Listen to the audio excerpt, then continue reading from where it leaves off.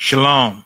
This is to all Israelite groups and all Israelite communities and all breakoffs from One West and breakoffs from breakoffs from breakoffs from breakoffs. No matter what rainbow uniform you wear, red, white, purple, and white, uh, uh, uh, all white, it don't matter.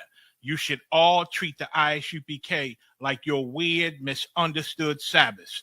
You shouldn't do anything until you counsel with the ISUPK. We'll tell you when and what to eat. We'll tell you who to marry. We'll tell you who to have sex with and how. We'll tell you how to resolve conflicts with your wives. We'll tell you how to resolve conflicts with your kids, your brothers, your sisters, your parents, your friends, everybody. We'll tell you when and how to pray. We'll tell you how to direct your life in a way that's pleasing to the Most High God of Israel and our Black King Yahushua, a.k.a. Jesus Christ. We will be to you instead of a God. Just like the Most High told Moses in Exodus 4:16 that Aaron would be to him instead of a mouth and he would be to Aaron instead of a God, that's what we'll do for you. It is what you all need because none of you know what the fuck you are doing. I pray you understand.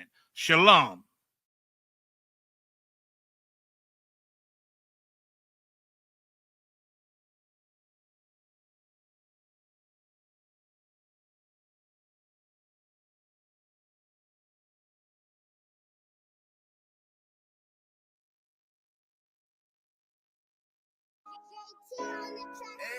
Hey, oh, yeah, hey. Fuck wrong with you, boy? You know what time it is, nigga. Better watch how you step in, yeah. But that was my niggas, yeah.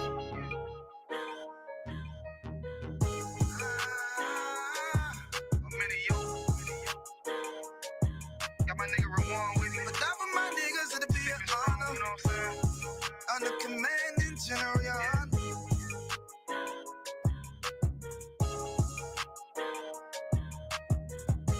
That for my niggas, it'll be an honor and a blessing. Look, hey, straight off the top, I love all of my niggas. That shit ain't gon' stop till we on top and we ballin' my nigga. We be fly as fuck, you know them bitches be stalking my niggas. That shit'll never change and it's the same with all my niggas. City to city, I should be at home. That's what my ribs say.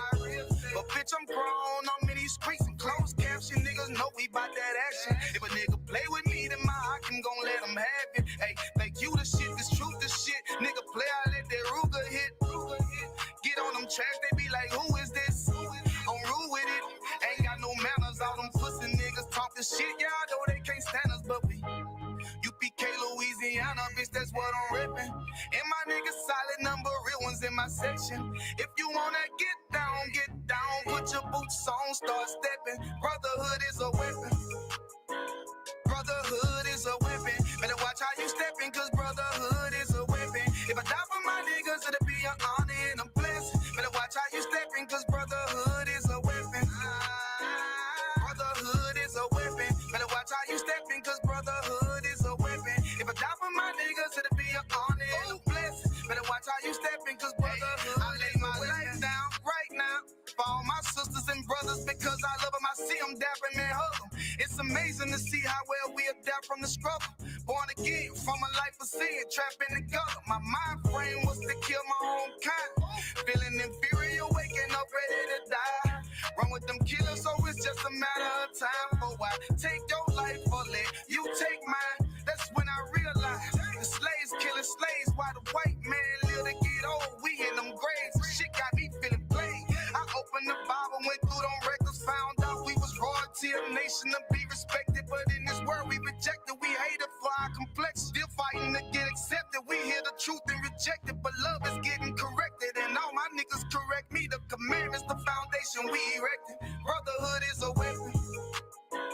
Brotherhood is a weapon. Better watch how you stepping, cause brotherhood is a weapon. If I die for my niggas, it'll be an honor and a blessing. Better watch how you stepping, cause brotherhood is a weapon.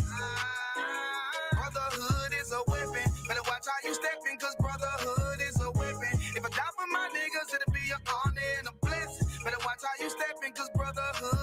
weapon. Hey, hey. Hey, hey.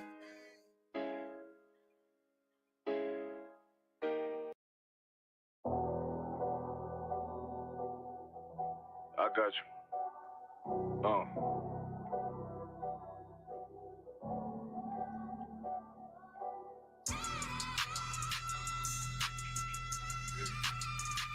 Let it rap real quick. Look. The city eyes. It's time to vote God. My God, a real nigga. Cause he wasn't no flaw. Posted on the corner like a watchdog. Family secure, got that shotty in the closet by the mob ball. Fuck what they heard, but tell them it's all true. Be cautious, that foundation falls till you fall through. They gon' fall. Look, I keep this shit 50 times soon. Ain't no more heart in this game, I'm John Q. Colder than the avalanche, way above average. Fierce taste sweet, told him make me an apple tree. Left us in the valley full of bones, this where hope found. Child become a man, dark sands get broke down. Riding through Evanston with Mark Quad, telling me how the crackers turn his childhood to a ghost town. Focus out, nigga, I lay that game down. I feel his pain, cause nothing is the same now. Let my light shine like heaven through a rain cloud. Glock have a fit like my child, no tangent. Try to warn them niggas we bear arms like tarantulas. Them other niggas rap, I make anthems.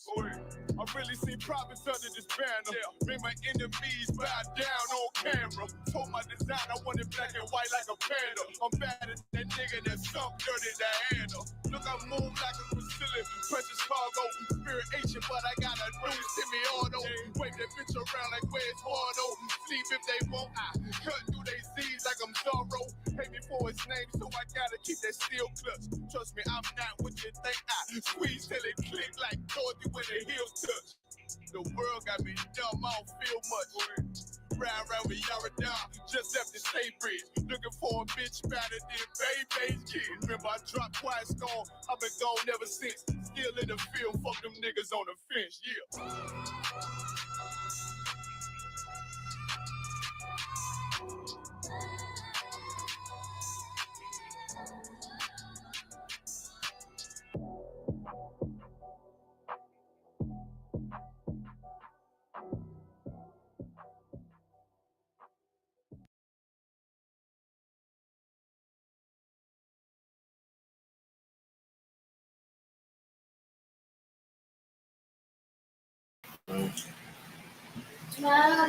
Alright. This is ISUBK Louisiana online class. Feast of Purim. Go ahead and clap it up. Right. Today y'all gonna learn what the Feast of Purim is, why we celebrate it. Today you're gonna learn how to choose a woman, right? Today you're gonna learn what it takes to be a righteous woman, what it takes to get praises, you understand, from the Most High God and from your people. Right. Because the world teach you contrary. The world teach you how to be disgusting. The world teach you how, you know what I'm saying, to be over-sexualized. Right. You understand? The world teach women how to be something very evil, to say the least. You understand? But today we're going to learn about a righteous sister, man. That's a sister who was down for her people, who knew who she should listen to, who knew her place, and it wasn't a grievous thing. It wasn't a grievous thing. You understand? It wasn't hard for her to accept it. It wasn't hard for her to understand it. You understand? And these are the type of women that we are trying to raise under Commander Junior Hunter in the ISUBK. That's right. You understand? So brothers, y'all tune in, and sisters, y'all especially tune in, because you're going to learn a lot about the characteristics of a righteous woman. You understand? If I could, let me get the book of Proverbs, chapter 30, and verse 31. It's a lot. 31, verse 30. Kind of one concert. The book of Proverbs, chapter 31, and verse 30. Go ahead. Favor is deceitful. Favor is deceitful. You understand? Because the person that's being favored, they gonna think they can get away with anything. You understand? A lot of brothers, like if you raising a daughter, if you got a baby girl, she give you those cat eyes, them Google eyes. You understand? You melt. So she feel like she can get away with anything. Oh, if I just go smile at daddy, whatever the case may be, ask him for a couple of dollars, he'll give it to him. Right. You know, give it to me. Ask him, can I stay out late? He'll give it to me. You understand? But it's deceitful because it takes away the seriousness of being a father, the seriousness of what can happen if you get disciplined for your actions. You understand? So you brothers who raising daughters, you understand, or you got little sisters, you want to be careful. You want to make sure, you know what I'm saying, that you don't fold and that you stern with your daughters. Right. Because what's happening is our women are growing up to you know what I'm saying, to be horrible people. Right. The abortion clinic is 200 million babies aborted. You understand? That's genocide. You understand? If I could, I want. Go ahead. And also that favor is deceitful. You look at who's favored right now. Meg Thee Stallion, right. Cardi B. Right. These sisters have favor right now in the eyes of the public eye from everyone. But out of the eyes of the Most High God, they don't have favor. Right. Because they disobey his law, statutes, and commandment. So the favor that you see that most have is not always what it is that you're supposed to go after. That's right. It's deceitful, like the scriptures say. Not everyone comes. Sisters are thinking this is the way to go. You understand? This is how I should conduct myself. This is how I should dress. I should go out and show my behind and show my breast. You understand? For attention. When the truth is contrary, a real righteous woman, right. A real woman, the way that our daughter's supposed to be, is far from what society teaches our women to be today. Right. You understand? Read on. And beauty is vain. And beauty is vain. You understand? Because you can be beautiful, a beautiful person, but your spirit can be horrible. Right. Your spirit can be. You can be an absolute monster.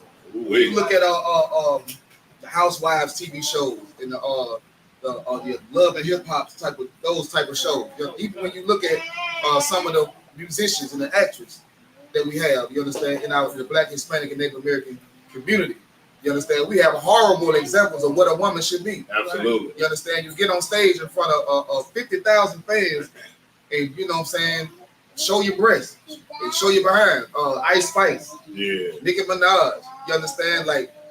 And that's the pinnacle that's the apple of our children's eyes. Right. When they get on YouTube, when they turn the TV on, this is what they see as an example of a powerful woman. You understand? I want y'all to put a powerful woman that doesn't show her behind, that's not that's not a monster, you understand? That's not over-sexualized. I want y'all to put that woman, Black, Hispanic, Native American, Indian woman, I want y'all to put her name in the comments. You understand? A woman that's highly, highly revered in his empire. A lot of y'all probably thinking long and hard right now. Maybe Oprah. Oprah? Lie, sis, because Oprah married who? She married who? Who she married? Stedman. Okay, and what is Stedman? A black man. Stedman is a black man? I don't know what he is. But they say she gay. Yeah, I was just going to say, though. Boy, she and Oprah is together. Yeah, she was messing around with Gail from what I heard. I don't know. She made some money, and she don't show her breasts and things of that nature, but she's a horrible person. Absolutely. Horrible person. You understand? I remember when everybody got on her and The Rock because they came on the TV asking for two people who got hundreds and hundreds of millions of dollars, asking for donations for Hawaii. You know what I'm saying? And they was gonna use that money to buy the land and rebuild it and own it. And then have it like, this is what y'all donated y'all money to, but it's really for their benefit. Right. It's not for the benefit of the people or to help the people in that community. Right. You understand? Like, you got it. Just like that time when she donated money to kids in Africa instead of donating to the hood. Right, and she from the hood. Damn right. Get out of hand. Get out of hand, man. Absolutely. She donated money to the children in Africa, but forgot all about the children right there in New York. You know what I'm saying? The children in California, the children that's right here, raised in the Americas where she was raised. And if I could, you see that prevalently with those females or sisters that are favored, not just the sisters, but the brothers too. But in reference to what we're talking about, the sisters that are favored, the sisters that are so-called beautiful, they take their money and their goods and they go and put it to where they think it's the so-called motherland. But they forget about their mother's land right in the ghettos, barrios, and reservations where our people are still suffering. Those people in Ghana, they're not suffering. They're waiting on the next millionaire to come through there and spend money and move there and buy up their land and so on and so forth. Right. But what about right here in the ghettos, barrios, and reservations? Right. All this money and these billions of dollars that Donald Trump and Elon Musk are finding and all these programs that are misused. What happened to helping those? We got so many homeless people and so many ghettos and barrios outside of every downtown in the United States that it is ridiculous with the type of money that's here that can be used to help the poor. But I tell you one thing, in the kingdom of heaven, it won't be like that. That's right. Damn right, man. Damn right. Read on. Turn out of one concert. But a woman that feareth the Lord. A woman that what? That feareth the Lord. This is a quality that you brothers should want to have in a woman. If you could, Bible shots, send a link to our office in my report. She's going to give some thoughts on what's going on. Come on.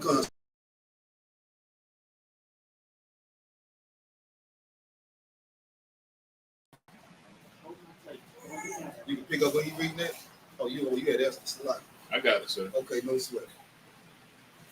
But a woman, Salaki, that feareth the Lord, she shall be praised. Right, that woman should be praised. Not a woman that's showing her behind. Not a woman that has no regard for the Most High, what the Most High want, and what the Most High say a woman should be.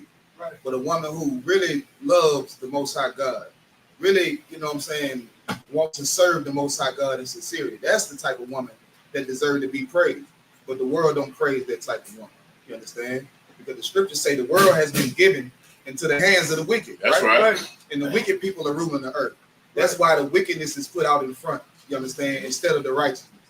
Because the wickedness cannot stand against righteousness. You understand? Right. And if they can keep you to be wicked, if they can keep you away from your God, if they can keep a woman from being godly, keep a man from being godly, then they can stay in position as wicked people. That's right. You understand? But the scriptures say when the righteous are in authority, the world will rejoice. That's right. But right now, we are mourning. You understand? Right. It's war all through the earth. You understand?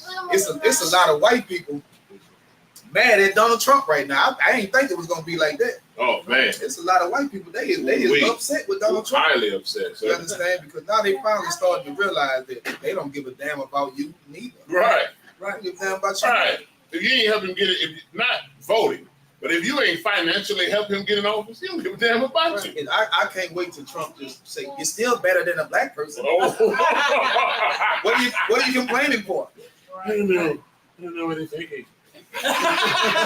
China, you know what I'm saying? Yeah. Good man. That's gonna be heavy. Right. You're better than a black person. Damn. So we're gonna get into why we keep the Feast of Purim. You understand? We're gonna hear a story about an amazing brother, you understand, that took on the responsibility of a sister that was not his biological child, but raised her up in a sister who absolutely understands the position of a woman and the position of a man. Right. And when she should seek counsel from a man, you understand, and knows that she should seek counsel from a man before she do something. That's right. You understand? Like this is a woman that fears the Lord. This is an example of a woman that fears the Lord and love her people. You understand? If I could, the book of Esther, chapter 1, verse 1. Come. This is the book of Esther, chapter 1, verse 1. Now it came to pass in the days of Ashurus. This is Ashurus, which reigned from India even unto Ethiopia, over 120 provinces. Right. So this man had ruled over a huge kingdom of over how many? 120 provinces. 120 provinces. You understand? Like this man had ruled over a mass land. This is a king. Right. You understand? Highly revered. You understand? Read on. Verse 2. That in those days, when the king Ashur sat on the throne on his kingdom, which was in Shushan, the palace. Verse 3. In the 3rd year of his reign, he made a feast unto all his princes. So in the 3rd year of his reign, right? Meaning the first couple years he was getting things done, putting things in order, but on the 3rd year of his reign, he decided that he wanted to have a feast. You understand? For all the men that work under him, all of the soldiers that work under him, all of the government official type of people that works under him. Read on. In his servants, the power of Persia and Media, the nobles and princes of provinces. Right. You know what I'm saying? The nobles and the princes, these are the top echelon people. That he decided he want to have a feast for them. You understand? Read on. Being before him. Verse 4. Mm-hmm. When he showed the riches of his glorious kingdom and the honor his excellence, majesty many days, even 180 days. Now, score is 20 days. You understand? So 104 scores, that's 180 days. Right. He had a feast going on for 180 days. Night. You understand? And this is a heathen. So just think about how amazing our feast days is supposed to be. You understand? When we get into the kingdom of heaven, it's probably gonna be a feast for 300 years. Right. You understand? We just gonna be rejoicing and enjoying time. Right. You know what I'm saying? Being under the Most High God and under Yahweh Shai, who we ignorantly call Jesus Christ. That's right. You understand? But he had a feast for his nobles and his upper echelon people, the officers that work for him, the princes. You understand? He had a feast for them for 180 days. Right. Read on. Verse 5. So, like, real quick, you know how rich you got to be to have 180 day bonus? 180 days. 180 days, man. Man, look at that. Good night. You gotta switch this on. Y'all think y'all doing something? Y'all think y'all doing something on your birthday? I'm gonna celebrate my birthday for the whole month. You know what I'm saying? Good night. Money ain't long enough. Yeah, money ain't long enough. No. Read on. Verse 5. Mm-hmm. And when these days were expired, the king made a feast unto all the people. Now, when this feast was over, he just made a feast unto all the people. Good night. So he had a 180 day feast, and then after this feast, he just said, you know what? Let's keep the party going. I'm gonna have a feast for the people. You know what I'm saying? Now, I had a feast for the upper echelon. I'm gonna have a feast for y'all. He imagine somebody that's just what my neighbor used to say. I say, what's up, man? He'll say nothing, just balling out of control right the first of the month. The check go to rolling in, older brother. Check go to rolling in. What's going on, old school? Nothing, just balling out of control. Think of somebody that's just, just balling out, got so much money they don't know what to do with it. Right. So when that feast ended, he decided he gonna throw another feast for the people, for the everyday regular people that's in the empire. Read on. That were present in the Shushan, the palace, both unto great and small. Great and small, meaning somebody who's highly revered and somebody who just, clean toilets, the janitor. Right. You understand? The plumber. Read on. 7 days in the court of the garden of the king's palace. Right. He did it inside his palace. You know what, y'all everyday regular people, y'all come be in the king in the courtyard of the king's palace. You understand? Read on. Verse 6. Where were white, green, and blue hangings, fastened with cords of fine linen, and purple to silver rings. So imagine you go to somebody's wedding, right?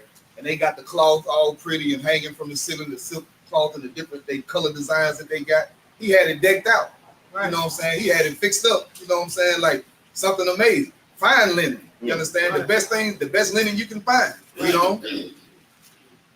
And the pillars of marble. He had pillars of marble. Like pillars is like the big round, I guess you could say poles that hold up like a building or something like that. Like say if you go to the White House and you see the front of the White House, you got the big long round pillars that's in front of the building. You understand? He got them made out of marble. Good. Nice. You know what I'm saying? Like, you know what kind of money it takes to make marble pillars? But niggas is having a hard time having a marble countertop. You understand? Having marble floors. Right. He got marble pillars. You understand? Read on. The beds were of gold and silver upon a pavement of red and blue. Good night, man. So he got it decked out with all the various colors. You understand? He got the best quality equipment, the whole 9 yards. Read on. Upon a pavement of red and blue and white and black marble. Read on. Verse 7. And they gave them drink in vessels of gold. Good night, man. So he had them drinking out of gold cups. You understand? Gold bottles. You understand?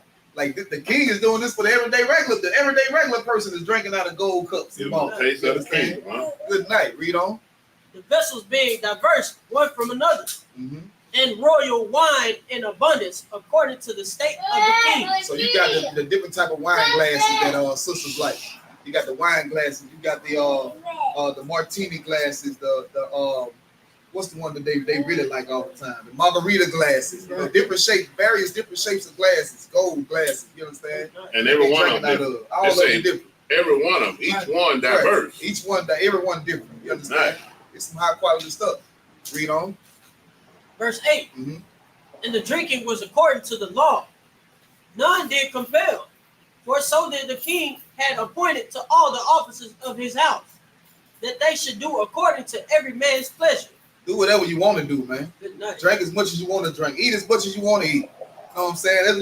That's like when you see in the movies, the brother go to the bar and be like, "Drake's on me." Right. You know what I'm saying? He ain't say one drink on me. Wait. Drake's on me. Get what you want. Eat what you want. You know what I'm saying? Like you normally have like a 2-drink limit or something like that. No, they got he said, forget that. No.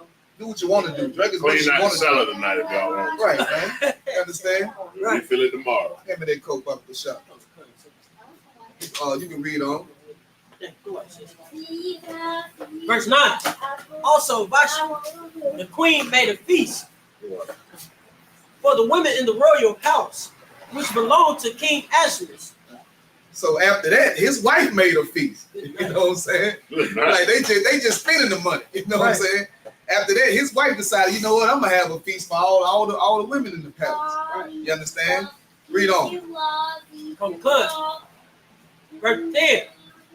On the 7th day, when the heart of the kings was merry with wine, he commanded Mehuman, Vista, Harbona, Victa, and Abacta, Zethar, and Sarkis, the 7 chamberlains that served in the presence of Ahasuerus, the king. So the king, he having a good time. He having drinks. He's merry with drink. You know, you go to a party, people bring the drinks to the party because people they loosen up and they start to have a good time. You understand? So the king, he living it up. He the star of the show.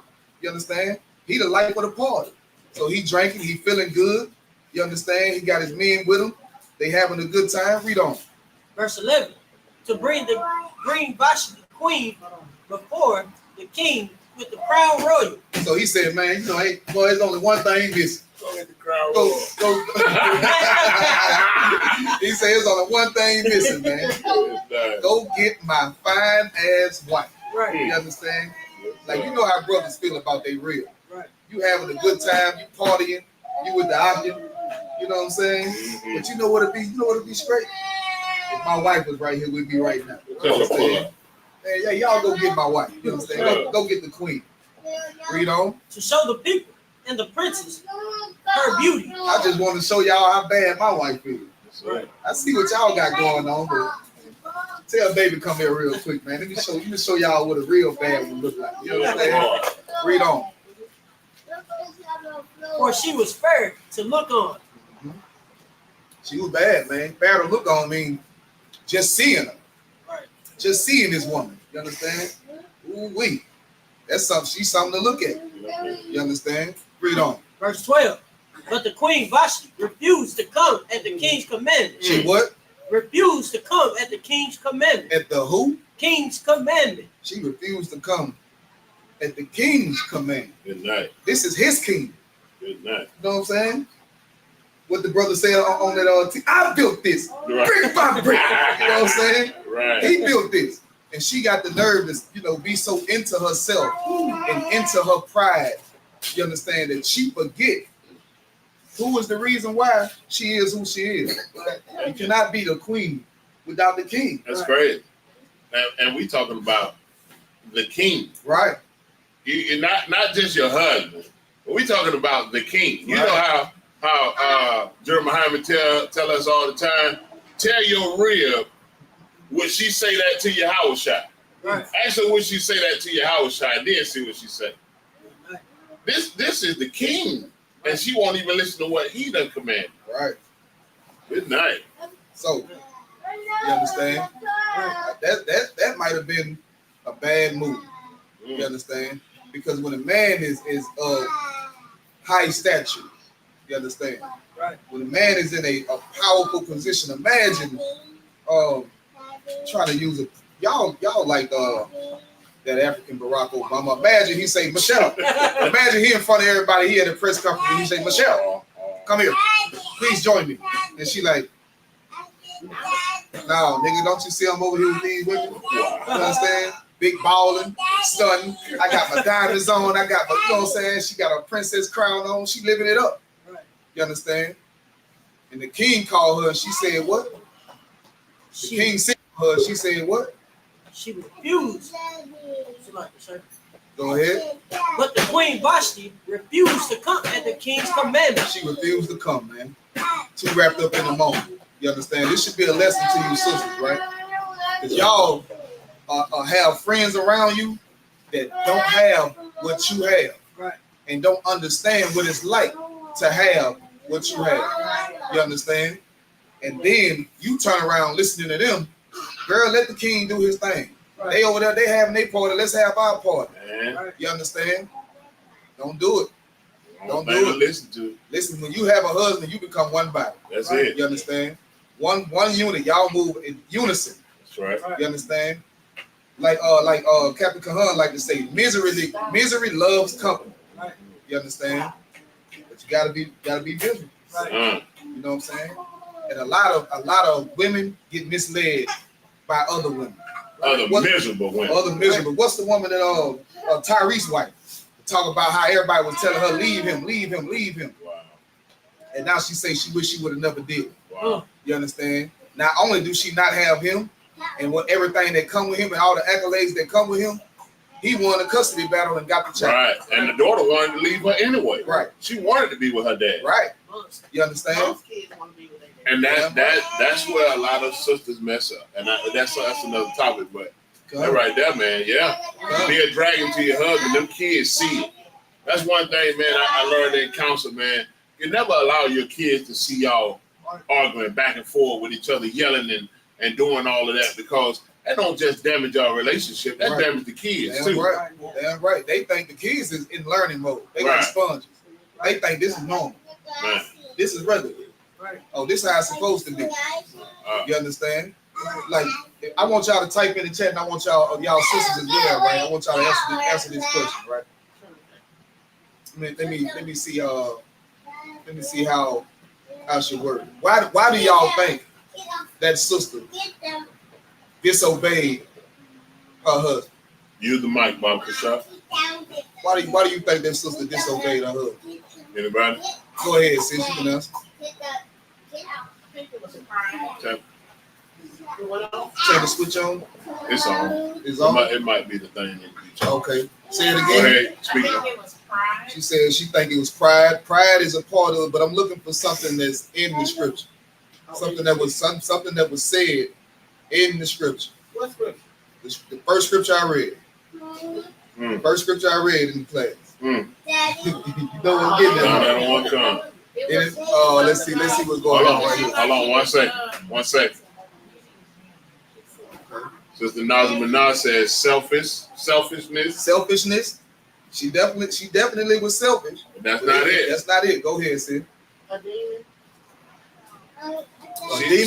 She got a demon. She definitely got a demon. Go ahead. The first scripture you read was about the beauty is vain, so maybe she thought she was beautiful. You close to it. It's that scripture, but that's not the right part. I'm gonna give it to y'all for time's sake. Y'all want to take one more crack at it? What's going on TikTok? It's still running. Okay, I'm trying to see if anybody got it. Y'all want me to give it to you for time's sake? Anybody else want to give it a shot? Go ahead. Go ahead, sis. Her friends, maybe her friends saw It was definitely her friends. You understand? I mean, if she was there by herself, she would have just came and see what her husband wanted. Right. The problem with that sister, what she didn't have, is what a lot of sisters don't have. If I could, no, go ahead. Go ahead. No, go ahead. You might have it. No, go ahead. Go ahead. I want to see if you got it. Because the favor that she had is what's deceitful. Oh, that is, boy, you dead. You almost there. Oh, This is what I wanted out of that scripture. She didn't fear the Lord. Oh, You understand? She didn't fear the Lord. Damn You right. understand? A woman who fears the Lord, she's gonna be an excellent wife to her husband. Right. You understand? Because the closest thing to God in her life is her husband. She's gonna follow the order. It's gonna be God, Christ, her husband, her, and then the children. You understand? So she wasn't a God-fearing woman. You understand? She wasn't that type of woman. She was fair and beautiful to look upon. She may have been one of the baddest women in the land, but she wasn't God-fearing. Right. You understand? So let's see what happens to this particular woman right here. By his chambers. Therefore was the king very wroth. It was what? Very wroth. The word wrath, R-O-T-H, it means angry. He was very mad. Like, what? He's sitting around all these men that's under him. He's the king. He's around all these men. You understand? And they look at him like he's the man. Right. They want to be him. They want to be in his seat. They want to be on the throne. They want to be in his position. Right. They want to be over these 100 and something provinces or whatever. Right. You understand? This is a highly respected man. And his wife disrespects him in front of everybody. His wife disrespected him in front of everybody. No, you too wild. You can't retrieve that. This front seat. Okay, come. You understand? So this man was this man was a king. You understand? The men under him looking at him like he's the man. And he called for his wife, and his wife said, "Nah." You know what I'm saying? Tell him go on. I ain't got time there. You know, I'm over here doing my thing. Disrespected him, disobeyed him in front of the whole kingdom. Now, mind you, he was just married and full of drink. And you know what he thought about doing? He didn't think about doing something to make himself exalt himself. He thought about getting his wife to give her glory. Right. Let me give my wife some glory. I'm getting all this glory. Let me give my wife some glory. You understand? And she said no. She disobeyed him. You understand? And he got angry, man. As he should. As he should. Read on. And his anger burned in him. Verse 13. The king said to the wise men, which knew the times, for it was the king's manner toward all that knew law and judgment. So when it says the wise men that knew the time, think about it how we speak in today's speech, how we speak, right? They knew what time it is. They knew what time it was. They know the age. You know what I'm saying? Everybody just saw you call for your wife and she denied you and she didn't come. Right. You understand? Everybody saw that. So he know that everybody looking like, what? She did that to the king? You know what I'm saying? But what is he gonna do? You understand? That she disrespected him like in front of everybody. Read on. Verse 14. And next unto him was Karshina, Shathar, Admatha, Tarshish, Marius, Mersina, and Memucan, the 7 princes of Persia and Media. These are high-ranking men. Seven princes of Persia. All these highly empowered men is right there. It's kind of like what Elon Musk's son did to Donald Trump. Wait. Right. You're not the president. You know what I'm saying? In front of everybody. Right. Live. You understand? Well, dirty. Yeah. That's a rough one. That's a rough one, man. Imagine you at work. Your wife pull up to the job and just start slapping you and beating you up and treating you all kind of way at the job. What the people at the job gonna say? Well, look at here. Hey. Word gonna be all around the job. People waiting receiving that ain't seen nothing. Gonna be talking like they were right there. Yeah, man. She hit him with she tried to hit him with the car and blah blah blah. You understand? That boy saw for Sherman tissue. Yeah, that boy. I thought he, man. I thought he was harder than that. Yeah, all that stuff he be talking. His wife was slapping the fire. Right. You understand? You gonna be looking bad out here, man. Yeah, boy. And so she had the king in front of all these men looking bad out here. And think about this. These other Persian princes, they probably like, they probably don't play. Persians is like the Arabs. Those wild. Yeah, they wild. When it come to women, yeah, y'all see them laws and all the laws in Dubai. You know, oh yeah. You can't screen. You can't be a loud woman in Dubai. Right. You understand? They got some crazy laws over there for women in Dubai. Wasn't the sister they got arrested for twerking? Yeah. You can't twerk in Dubai. Right. These are some serious cats, man. Right. And they see twerk out in public in Dubai. Right. And they looking at him like, you know what I'm saying? This nigga weak. Yeah. You know what I'm saying? Right. You know? So good.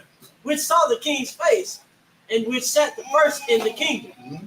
Verse 15. Which shall we do unto the queen? Vashti according to law. Now this is an excellent question, man. Hey, listen. Because if you serving under a brother and that brother gets disrespected, you feel disrespected. Right. You understand? If you think you can walk up on any of the generals and disrespect them, you're gonna have a rough day, man. Lord be with you. Lord be with you. You understand? Right. I might have to get checked. These means are held in high regard. Right. You understand? Like I remember brother saying, "Yeah, I'll come across the table on the general." No, you wouldn't. No, you wouldn't. Yeah, you were gonna be picked into a million pieces. Go ahead. Sister Menard had a statement. She said, "Salak, if I may, it gives room for the other women to follow her lead because of her status. If she said no, then others may follow suit." That is so correct. Man. Get that sister hand. That is so correct, man. That is so correct. Because the ripple effect starts to happen, which is the reason why when you sit up here and you love a woman and hold a woman in high regard who is an evil and disgusting woman, women start to think it's okay to be evil and disgusting. Yeah, absolutely. You understand? Right. The woman come outside half naked. You understand? If you like, ooh, you know, no, man, all the men doing it, the next woman gonna say, "Whoop, time to take the clothes off." Yeah. You understand? They had her upstanding meal. Yeah, right. And the crazy part about it, it's just like so many of our sisters that's in the world, they love to see it. Mm-hmm. That's the stuff they'll laugh at, or they'll think it's funny. They'll watch that, or like the homosexuality. How they watch the homosexual and think it's funny, but in reality, it's a destruction mechanism for you. Right. It destroys you to see your sisters act like that, and you think it's funny. Right. It destroys you to see a homosexual try to be like you because they're trying to replace you, but you think it's funny. Right. That's that favor that is so deceitful. Right.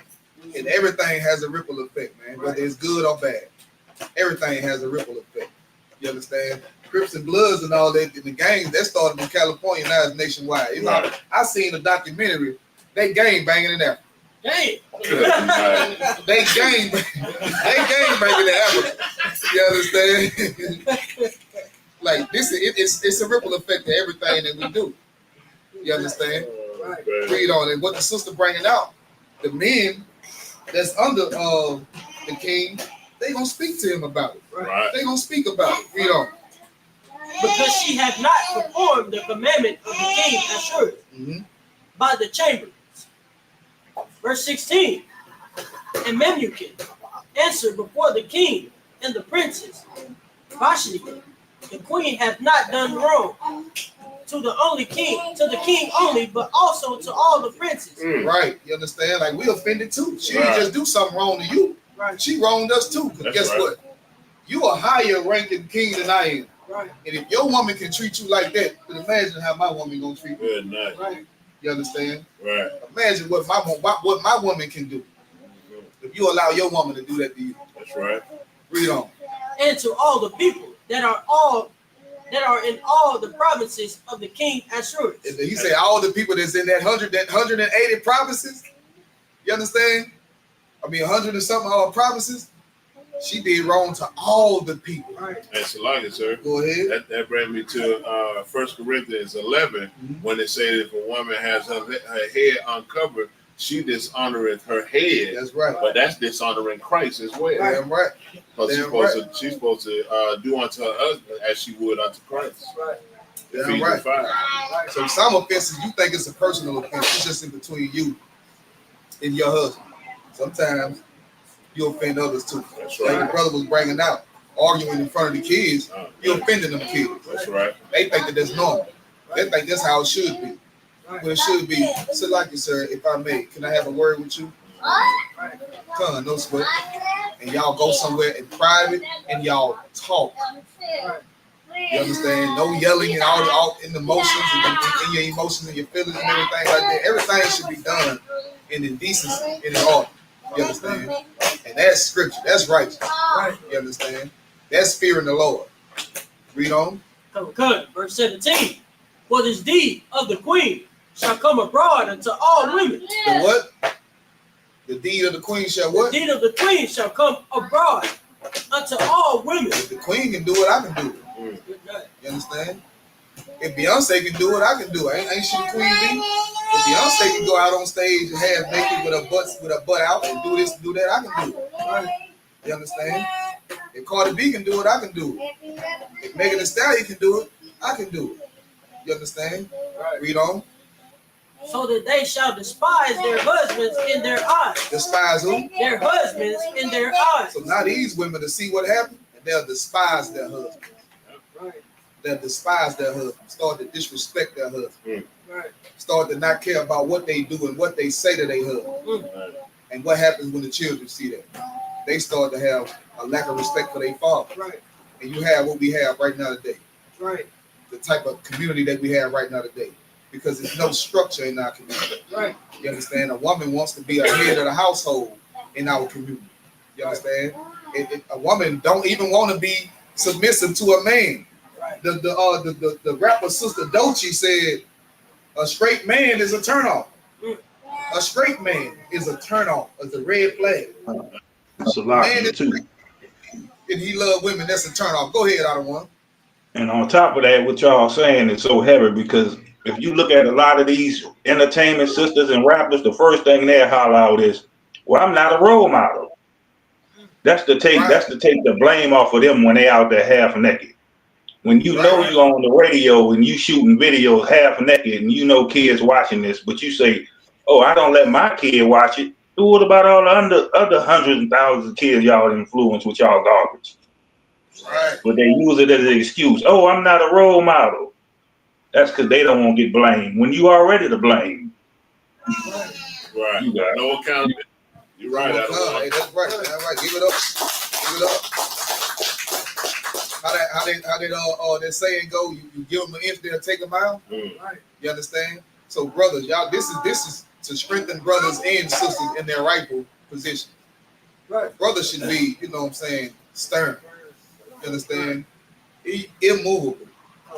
And what would move that brother is a righteous woman, a woman that's submissive, a woman who knows how to talk, a woman who knows how to speak, a woman who's pleasing in her actions, in her duties. You understand?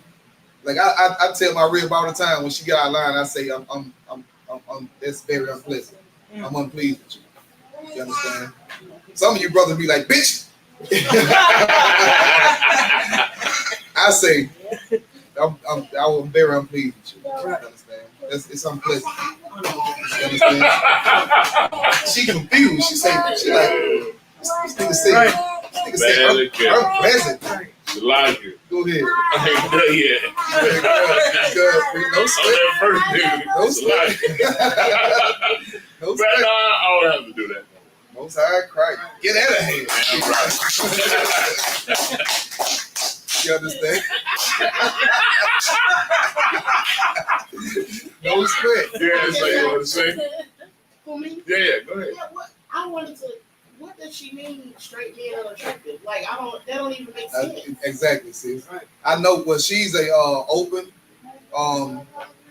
What's the best way? She's an open LGBTQ person.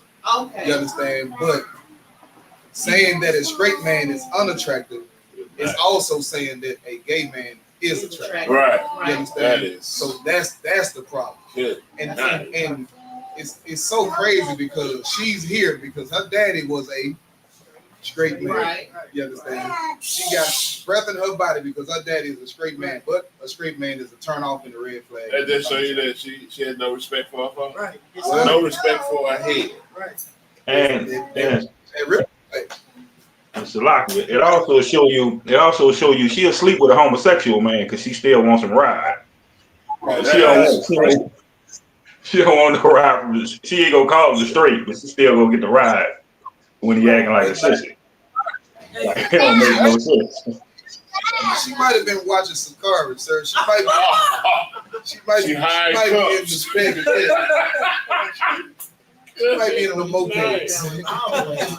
Wow.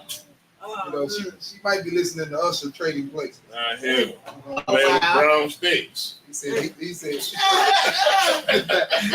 that's a whole So other. That's a whole other story, man. We gonna move forward in the scripture, man. Read on. Wow. Verse 17. For this deed of the queen shall come abroad unto all women, so that they shall despise their husbands in their eyes. When it shall be reported, the king Ahasuerus commanded Vashti the queen to be brought in before him, but she came not. Right. Everybody gonna say, hey man, the king was having a good time and balling out, and you know what I'm saying, having this amazing celebration. And he wanted to show his real about. She ain't come for that lame ass nigga, man.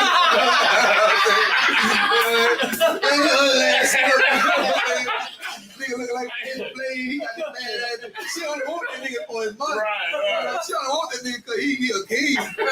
She ain't come for that nigga, man. He ain't got it like that, man. Nigga really can get her. You know what I'm saying? They gonna talk bad about. Bet she wouldn't try me like that. Right. I would if it was me. What the brother said, if it was me, I would. You know what I'm saying? Man, shit. You would have did nothing, nigga. That's the king we talking about. You have no more power than him at all. You have much less. Right. You talking about what you would have did to him. Right. Boy, look at here. Read on, bring it. Verse 18. Likewise shall the lady of Persia and Media say this day unto all the king princes, which have heard of the deed of the queen.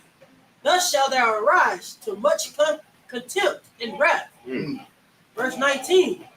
If it please the king, let there go a royal commandment from him, and let it be written among the laws of the Persians and the Medes, that it be not altered, that Vashti come no more before King Ahasuerus, and let the king give her royal estate unto another that is better than she. Now, sister. Some of y'all got it good and don't know how good you got it. Right. You understand? Right. And you don't ever think about what you have can be given to another. Right. What you unappreciative of. Right. It can be given to another. Right.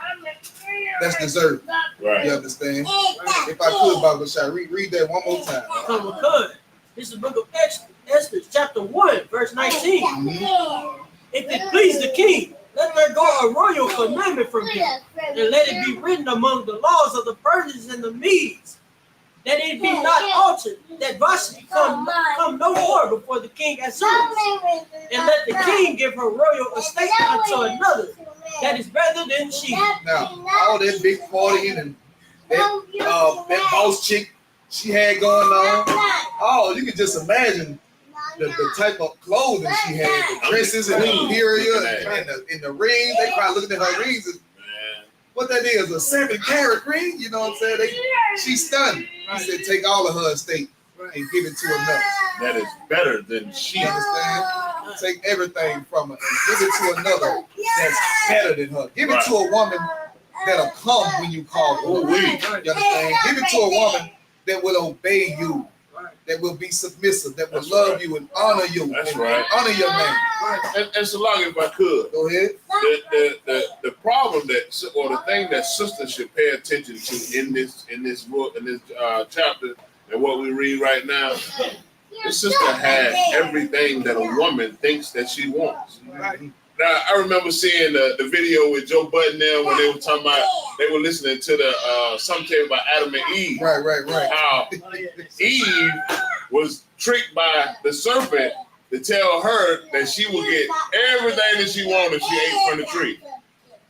And ate from the tree, and then the lady was sitting there and she was like, why you ain't saying nothing? I was waiting for more. You say that's the point exactly. She had everything that she thought she wanted and still was waiting on some more. Right. This is the queen. You are next to the ruler of everything in the land which you live. Right. Get what you want. You can do what you want, with the exception of respect unto him. But you would take that opportunity to disrespect him in front of all his servants in his lands. She learned her, and she doubled down on it. Right. Good night. Man. That's what behooves me. She doubled down on it. Like, Diabolical. I don't want to deal with this nigga though. Right. Absolutely horrible. Go ahead, out of one. You gonna say something? Salakia. Another small detail in this story everybody need to realize: the sisters. They wasn't no queens back then. Ain't no queen in Israel. It was the king. He didn't call her no queen. She wasn't no queen or nothing. Because if you look at these Edomite kingdoms and all these other kingdoms, they got your king and your queen. They would have been picking sides. Well, we with the queen. We with the king.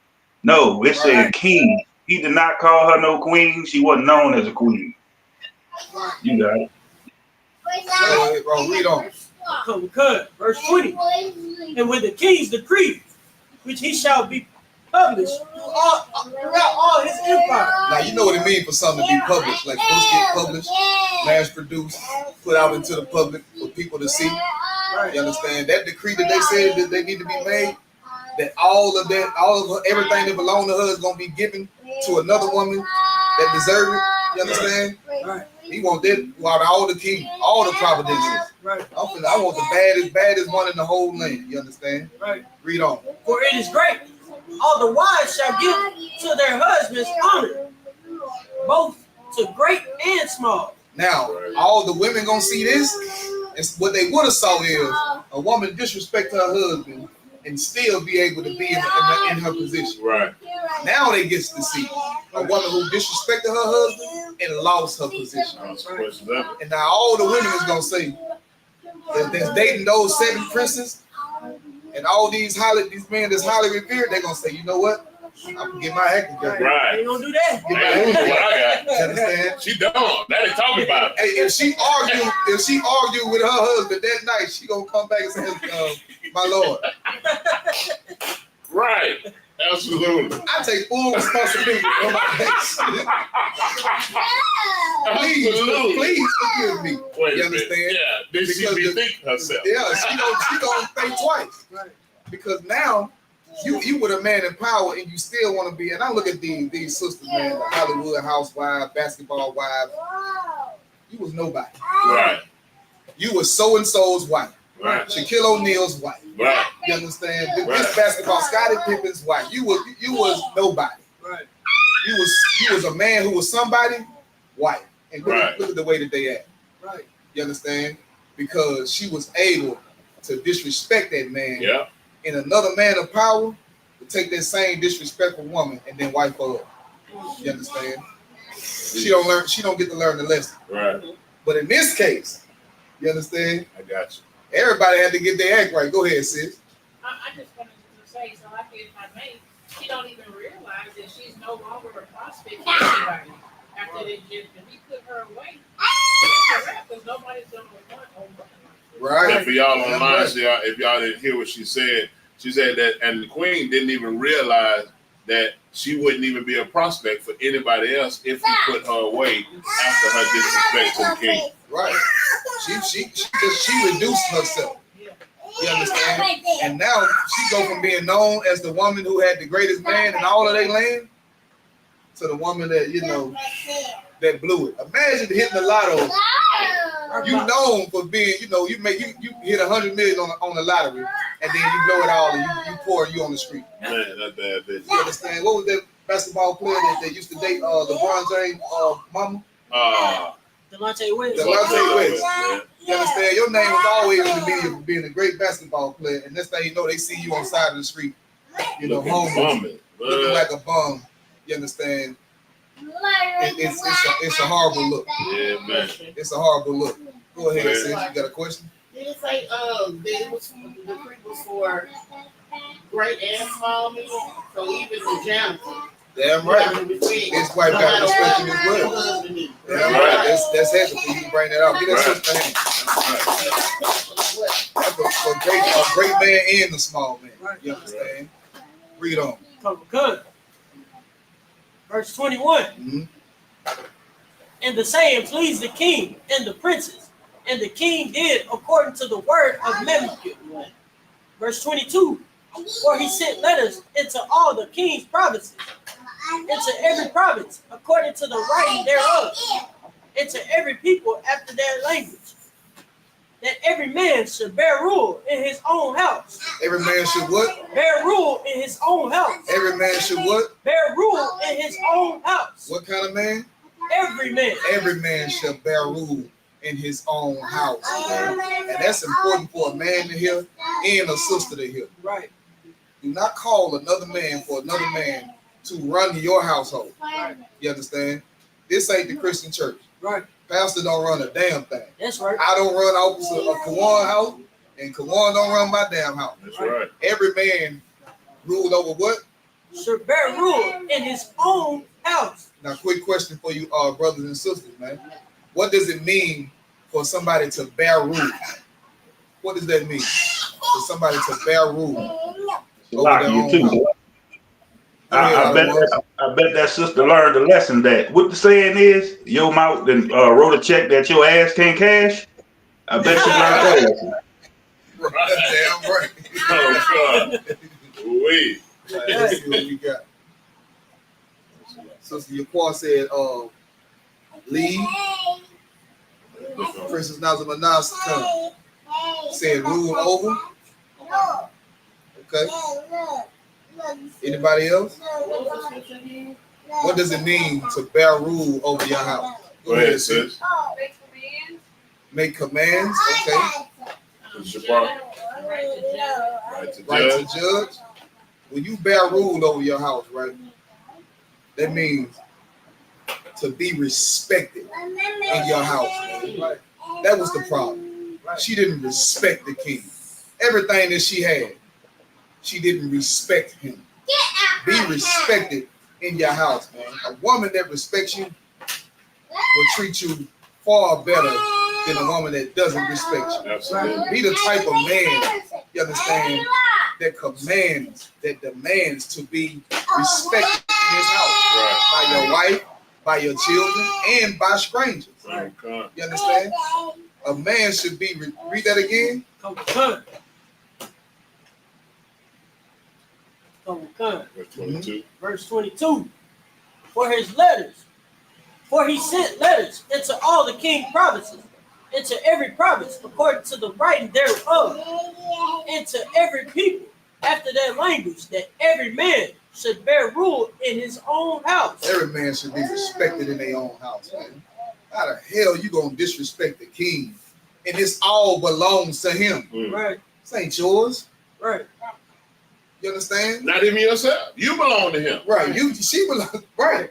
Come on, You're the man. property of him, and You understand? Man. And this is how it should be. This is the type of that a woman who allows a man to be in his rightful position and takes her rightful position.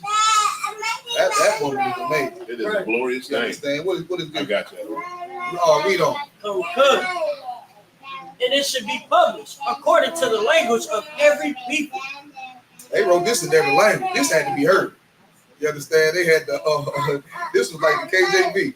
International. This was international. They had it in Chinese. You understand? Japanese. They had it in 45 languages. Right. This needs to be heard. This needs to be declared throughout all the lands. You understand? Right. The ranking system of a household, and that a man should be respected in his house. Man. Right. You understand? If you don't respect him, it's consequences for that. Right. Read on. Chapter 2. This is the book of Esther, chapter 2, verse 1. Mm-hmm.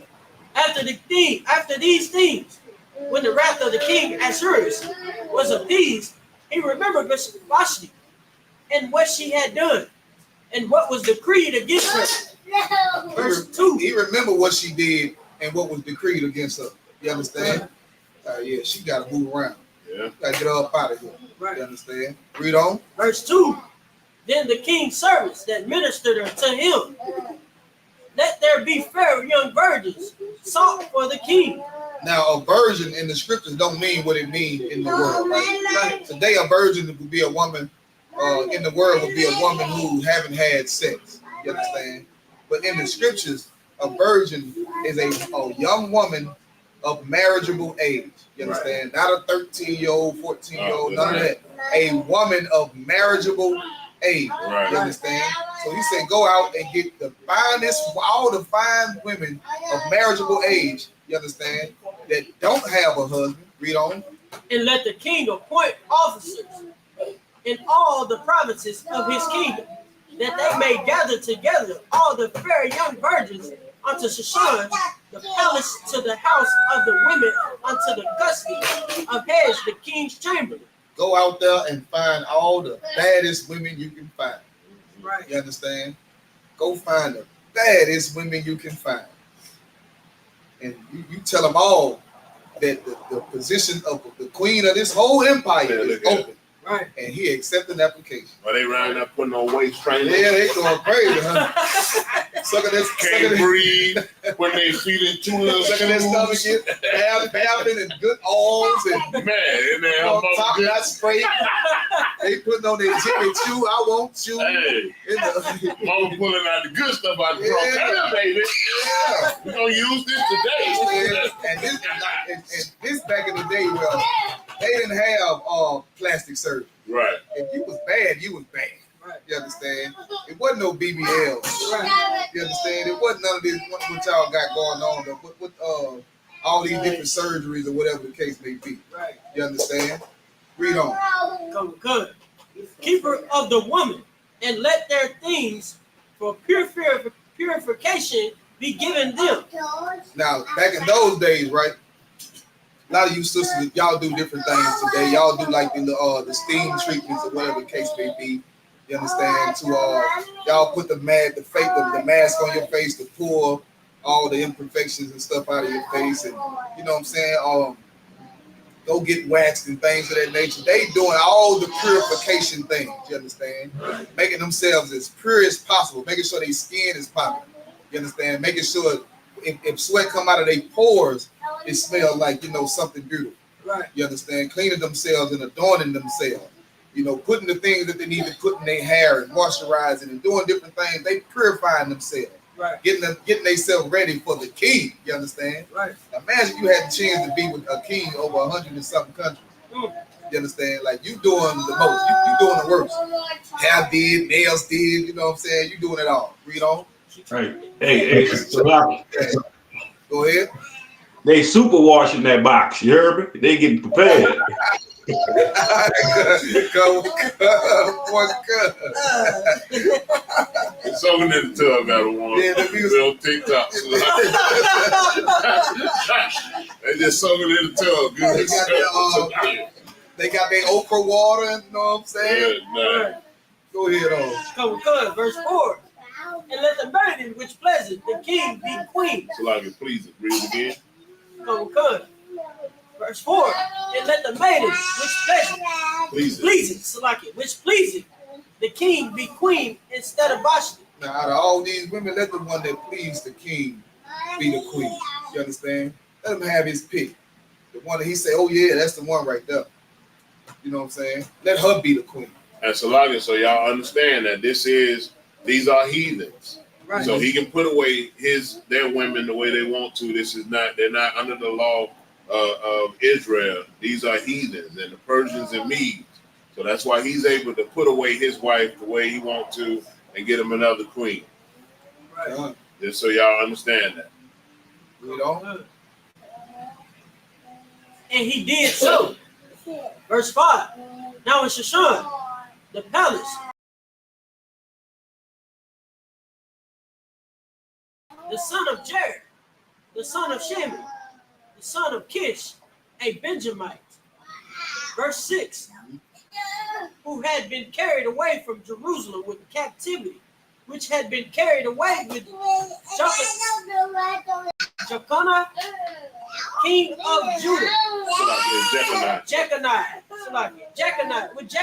king of Judah, whom Nebuchadnezzar, the king of Babylon, had carried away. Verse 7. And he brought up Hadassah, that is Esther, his uncle's daughter, for she had neither father nor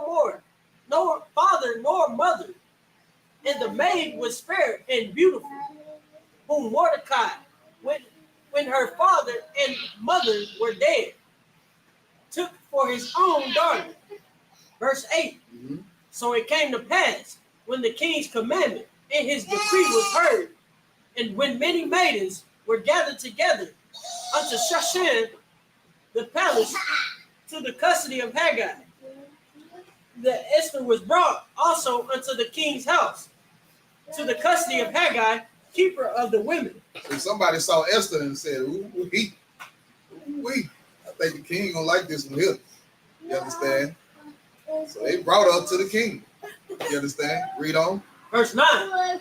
And the maiden pleased him, and she obtained kindness of him, and he speedily gave her the things of purification. Oh, he tricked it off.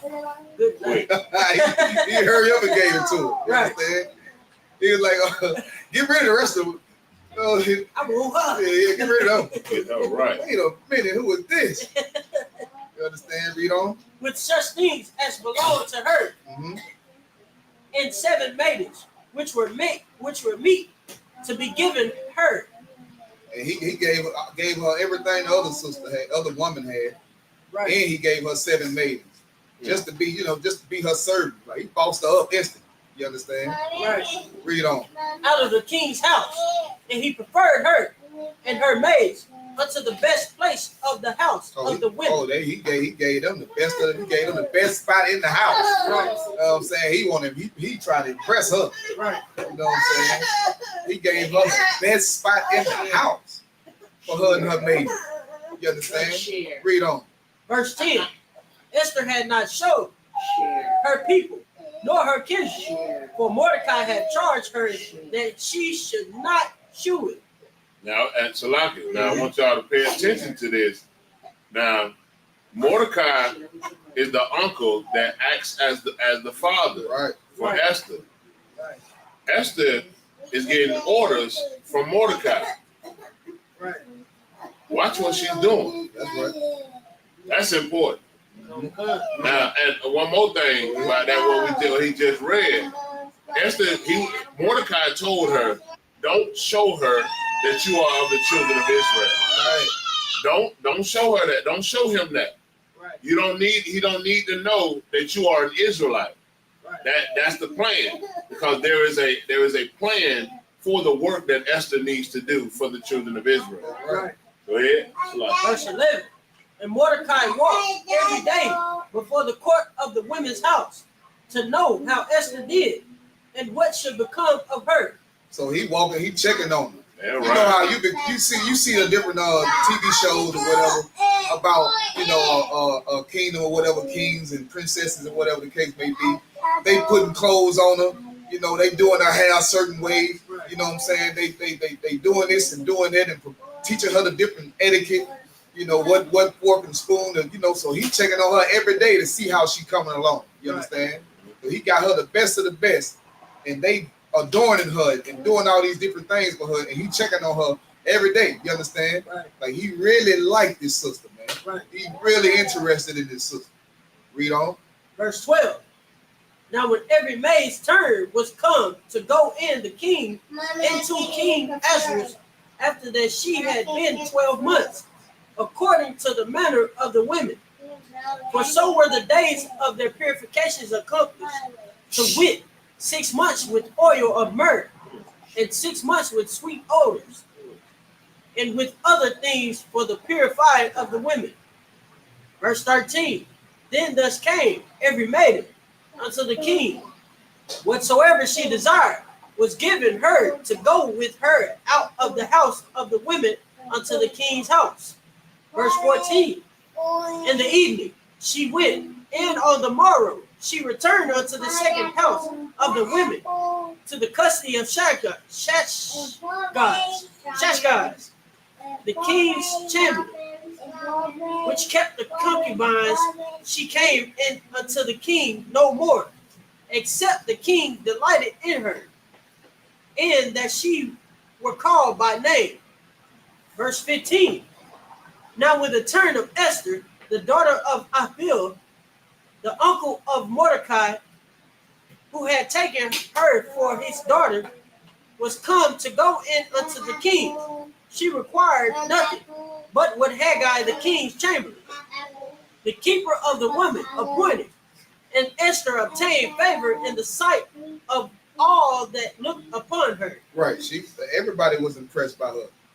You understand the way she carried herself, the way that she looked, the way that she picked up on the things, you know what I'm saying, that was being taught. Everybody looked at her and they was like, you know, all in agreement. This the one right here. Right. You understand?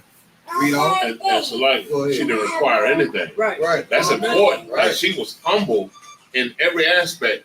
And every one of them other women, and I'm saying this because the way that the Bible puts it, everybody else must have asked for something. Right. Because they made the statement, she asked for nothing but what was appointed to her. Right. Everybody else went in there all preppy and prissy, right, wanting something. Oh, I'm finna be queen. Let me get this. Let me get that. Right. I want gold slippers. Right. She ain't want nothing. Nothing but what they appointed. I want frankincense and myrrh. Right. You understand? She like it. She said I'll take what you give. You understand? Read on. Come, verse 16. So Esther was taken unto the king Ahasuerus into his house royal in the 10th month, which is the month of Tebet, in the 7th year of his reign. Verse 17. And the king loved Esther above all the women. He what? Loved Esther above all the women. He saw favor in her. You understand? Not only is she bad, but she humble. Right. She don't require much. I got it all. I don't mind giving it to her. Right. She don't require much. She ain't asking for this and that. You know what I'm saying? She don't feel entitled. Right. It's not an experience for her. You understand? Like the rest of them treat it like it's an experience. Like, okay, I'm gonna get all I can get just in case. You know what I'm saying? He don't pick me. I had this experience. Right. She was humble. You understand? And because she was humble, she was different. And because she was different, she stood out. Right. She stood out. You understand? Read on. And she obtained grace and favor in his sight. It's a type of woman, man. She just stands out. You understand? I'm talking to you, have a few conversations, but you be like, she different. She's different from these other sisters. Right. You understand? This sister is genuine. You understand? This sister, this the one right here. You understand? Read on.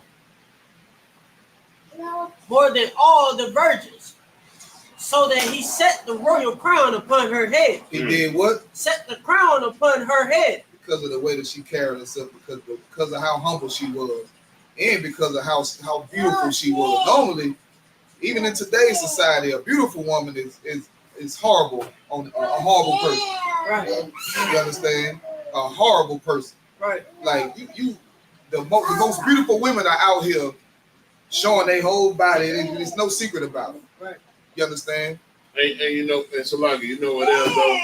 You learn as you get older and as you learn the truth that not only is the outer appearance of a woman is what's important, but once you learn to see what real beauty is, you look at a total package of a woman. Right. You look at the like Captain Carr say, the ability to be a mother and nurture kids, the ability to be submissive, obedient, the ability to be humble and all right with the bare minimum, if that's what it is, the ability to obey and do all of the things that are righteous in the sight of the Lord. Right. You understand? It's the type of woman she want to cuss you out. Ooh-wee. She want to let you have it. Right. You understand? But because she respects you, because she knows her place in your place, she hold back. She pipe down. You understand? That's how you know. Those are qualities of a real woman, a woman who can be a great benefit to you. You understand? Right. You know? And she obtained grace and favor in his sight, more than all the virgins, so that he set the royal crown upon her head and made her queen instead of Vashti. Right. This sister was the Israelite sister. What? Do you know what tribe she was from? Esther, I don't. She was a Benjamite, wasn't she?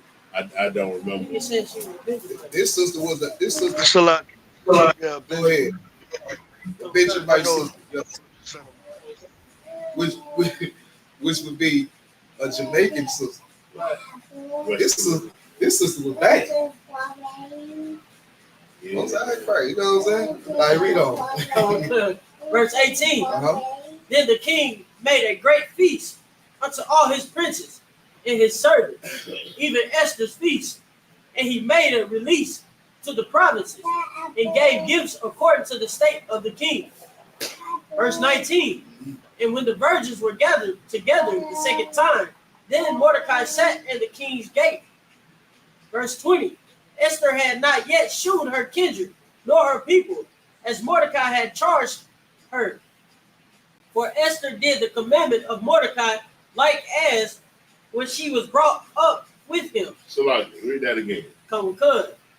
Esther had not yet showed her kindred, nor her people, as Mordecai had charged her. As what? Mordecai had charged her. Go ahead. For Esther did the commandment of Mordecai. She did the what? Commandment of Mordecai, like as when she was brought up with him. Right. So she, the same way that he was raising her, she still listened to him, even though she was the queen of all the land. The queen. She could have got puffed up. She could have said, to hell, what you try to tell me? What? I'm the queen of, you know what I'm saying? She could have got prideful. You understand? Which most sisters would do. Oh, you don't know what you talk about, huh? I'm the queen. You know what I'm saying? I live in the raw path. You just mad because, you know how My to do. beauty did. Right, you just mad because you still in the gutter and I done came up and I got, gold horses and carriages. Right. And you know what I'm saying? You still riding your pony. Right. You understand? No, she still held that same respect and love for her uncle and seek this counsel, and she did his commandment. Go ahead, sis. I was trying to see who Mordecai was. That's her uncle. That's her uncle. That's who raised her. You understand? Go ahead. Come. Verse 21. In those days, while Mordecai sat in the king's gate, two of the king's chamberlains, Bigthan and Teresh, of those which kept the door, were wroth and sought to lay hand on the king Ahasuerus. Verse 22. And the thing was known to Mordecai, who told it unto Esther the queen, and Esther certified the king thereof in Mordecai's name. Verse 23. And the inquisition was made of the matter. It was found out. Therefore, they were both hanged on a tree. Good night. And it was written in the book of the Chronicles before the king. Good night, man. So Mordecai told her, she told the king, they took action. Right. They made some things happen. But you understand? The heavy part about it, she did it in Mordecai's name. Right. She did it in March. So she made sure that, man, the sister, that sister is amazing. Yeah, man. That's you understand? So now the king is looking like, well, who the hell is this Mordecai? Right. Because this man deserves, you understand? Right. This man deserves the best of the best. Okay. I have to meet this man. You understand? Right. Read on. So them two soldiers was about the back door. They had some men about the back door, about to take him out, try to take what belongs to him. Right. You understand? Right. But Mordecai heard of it, told Esther, and Esther told the king, like, you know what's also good to have? The type of sister that got her ears to the street. Got a sister that know what time it is, know what the hell going on. You understand? So baby, they giving grants for XYZ. Right. You know what I'm saying? Right. Well, such. You feel what I'm saying? Like, it's good to have a woman who knows what's going on, who knows how to maneuver through different places and avenues. You understand? Right. Because it can save you. Yeah, right. It can save your life. That's valuable in the woman. Right. You understand? Read on. Good. Verse 23. When the inquisition was made, chapter 3, this is the book of Esther, chapter 3, verse 1. After these things, did the king Ahasuerus promote Haman, the son of Hammedatha, the Agite, and advanced him, and set his seat above all the princes that were with him. Verse 2. And all the king's servants that were in the king's gate bowed and reverenced Haman, for the king had so commanded concerning him. But Mordecai bowed not, nor did him reverence. Right. Mordecai didn't bow. Right. You understand? Right. Right. This is a hardcore Israelite brother. Yes, sir. You understand? This is the man of love. He was one West. Yeah, he was. You know what I'm saying? He was one West. You know what I'm saying? He is not BNU. He is RN. He's real men university. Yeah, right. Right. Read on. Verse 3. Bow to you, man. He probably looking left and right. Right. All these niggas bowing. Right. Bow to this dude, man. Right. Read on. Verse 3. Then the king's servants, which were in the king's gate, said unto Mordecai, why transgressest thou the king's commandments? Verse 4. Now it came to pass, when they spake daily unto him, and he hearkened unto them not. Read it again, Bo. And he hearkened not unto them, that they told Haman to see whether Mordecai's matters would stand. For he had told them that he was a Jew. Verse 5.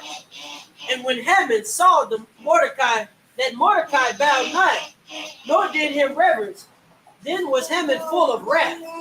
Verse 6. And he thought scorn to lay hands on Mordecai alone, for they had shown him the people of Mordecai.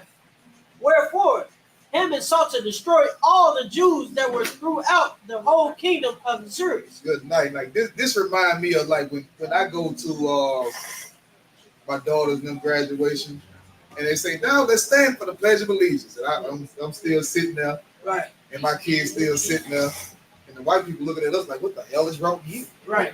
Like we protested or something. Right. Oh, you ain't gonna get up and put your hand over your heart and pledge to the flag. Right. Man, that flag. Right.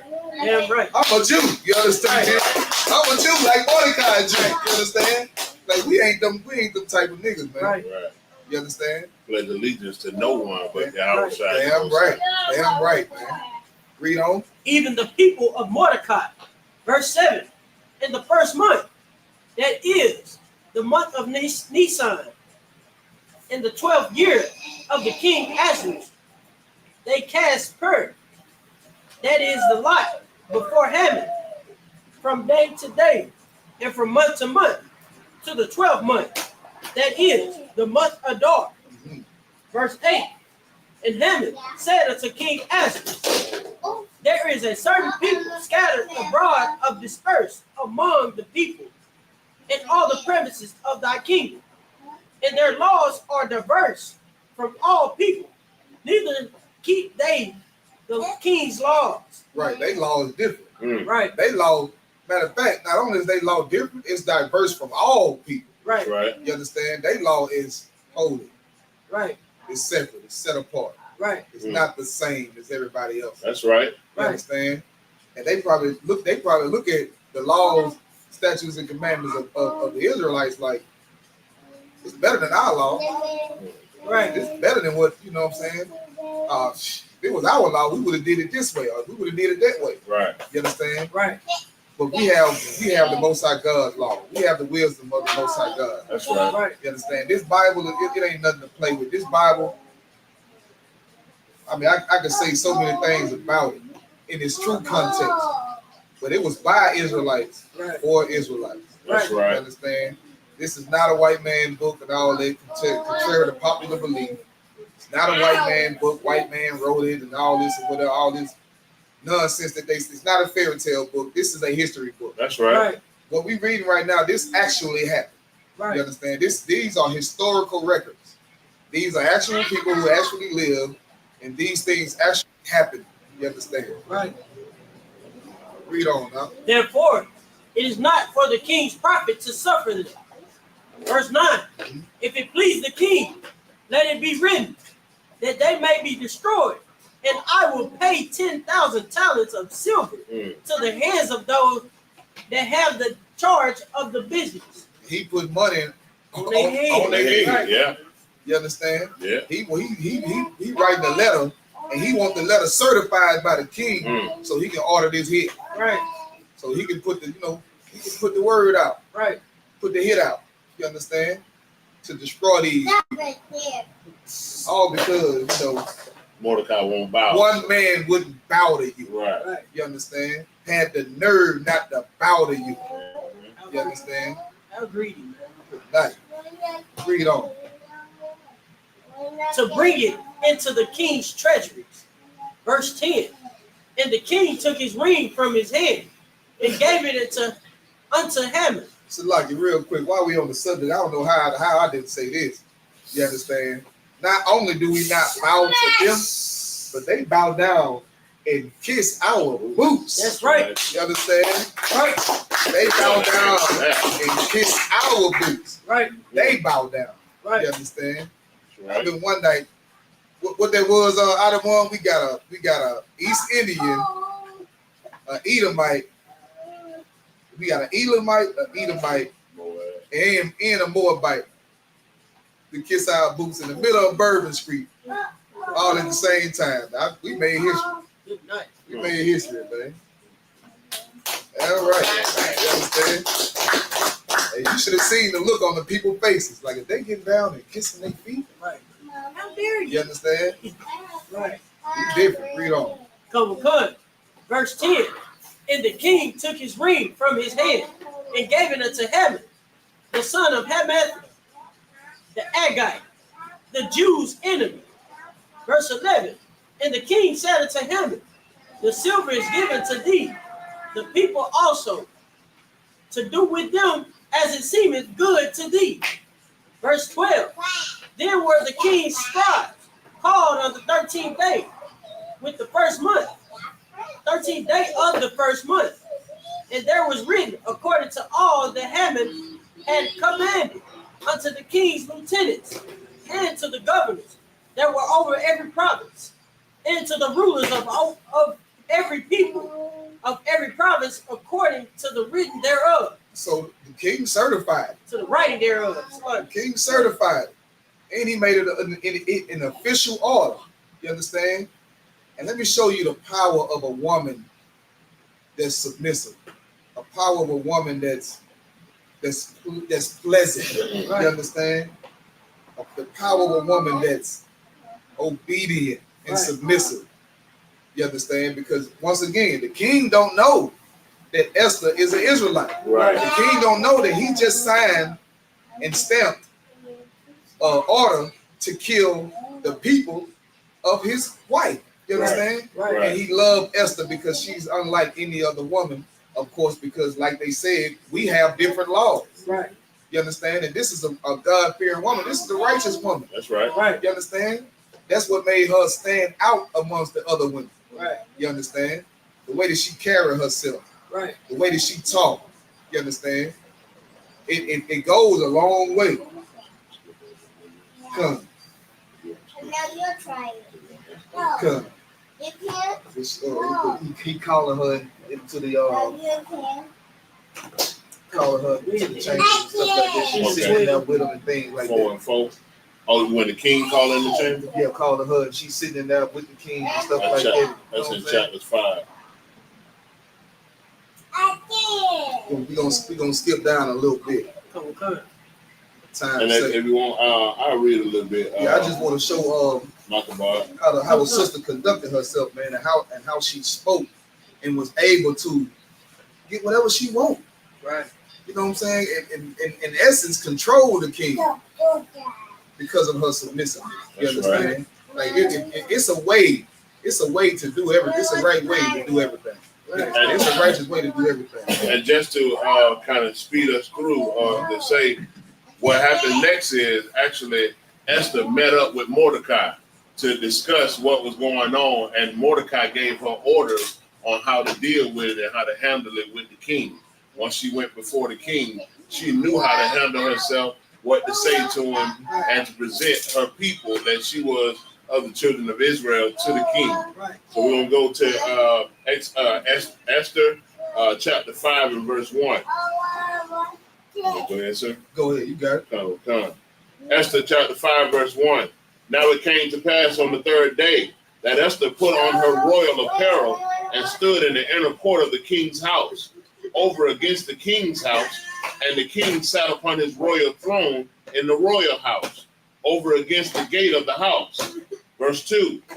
And it was so, when the king saw Esther, the queen, standing in the court, that she obtained favor in his sight. Right. So when he saw her get dressed up, you know what I'm saying, and that royal in her royal apparel, he was like, ooh wee. You understand? Right. That's my wife right there. I wonder why she put that on today. You understand? I wonder why. Let me see what's going on with my wife. Right. You understand? Right.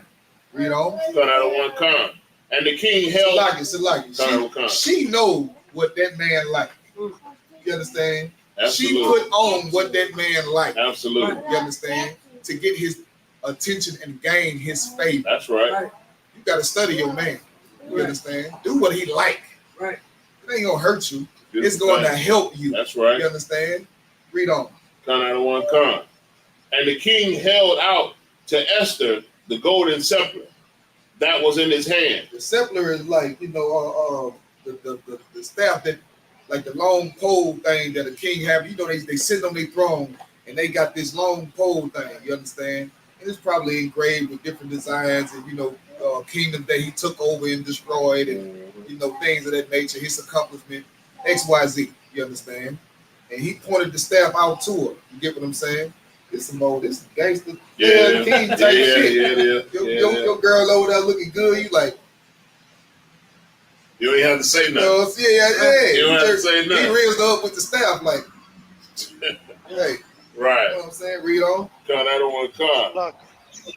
Go ahead. I know, I just wanted to point out we're skipping, but chapter 4, verse 16, I let the depart that Esther was willing to die for her people.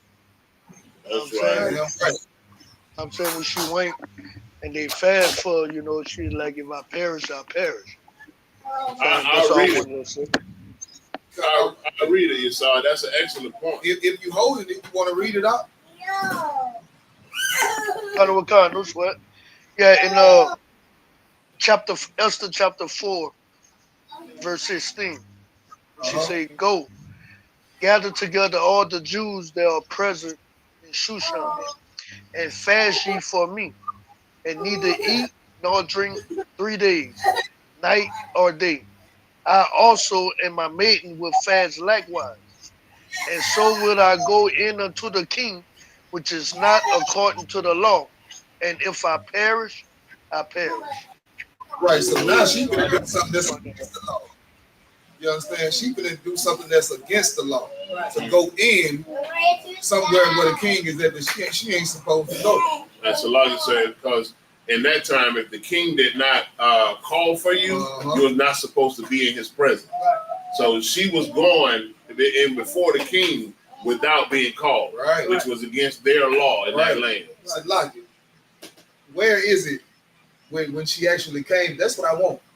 When she came to the king. That's what we at right now. All right, let's get it. Continue in verse 2. And the king now, mind you, this is a death penalty offense. Right. Yeah. She just said, if I go in onto the king, which is illegal, and I die, then I just die. Yeah. But she still put her life on the line. Right. You understand? And I'm gonna show you why she was able to do it. I'm gonna show you why she was always able to do what no other woman was able to do. That's right. Read on. Another one come. And the king held out to Esther the golden scepter that was in his hand. So Esther drew near and touched the top of the scepter. She what? Touched the top of the scepter. So he holding the scepter out. You understand? And she comes up to him. And when she comes up to him, you know what I'm saying? She probably like did a light little bow here, a little bit, you know, touched the front of the staff. You understand? Like it's giving him honor. It's like she being submissive. Like if you can see it in your mind, it's not like the queens you see on the TV. You know, they bulk up and doing whatever they want to do, and they wild and all out of control. It's like how on the Planet of the Apes, the ape hold their hand out and the other ape rub their hand across the hand, like giving permission type of thing, like you asking for permission and being respectful type of gesture. You understand? Read on. Verse 3.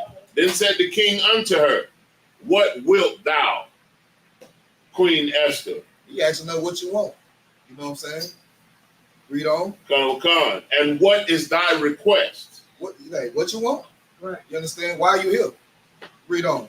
It shall be even given thee to the half of the kingdom. That man said, I'll give you whatever you want. Right. I give you half of the kingdom. In today's talk, he said, you can have whatever you want. Yeah. Right. You know what I'm saying? Right. Because of the way she carried herself. Man. She was respectful and honorable in everything that she did. That's right. You understand? She wore what he liked. She dressed herself in the way that he liked. She respected him. She sat out there knowing that he was going to call her over. You understand? And when he called her over, she came over gracefully and showing respect. She wasn't acting like she was entitled. You understand? Read on. Verse 4. And Esther answered, if it seemed good unto the king. If what? If it seemed good unto the king. This is the sister speaking to the king. After he asked her, what is her request?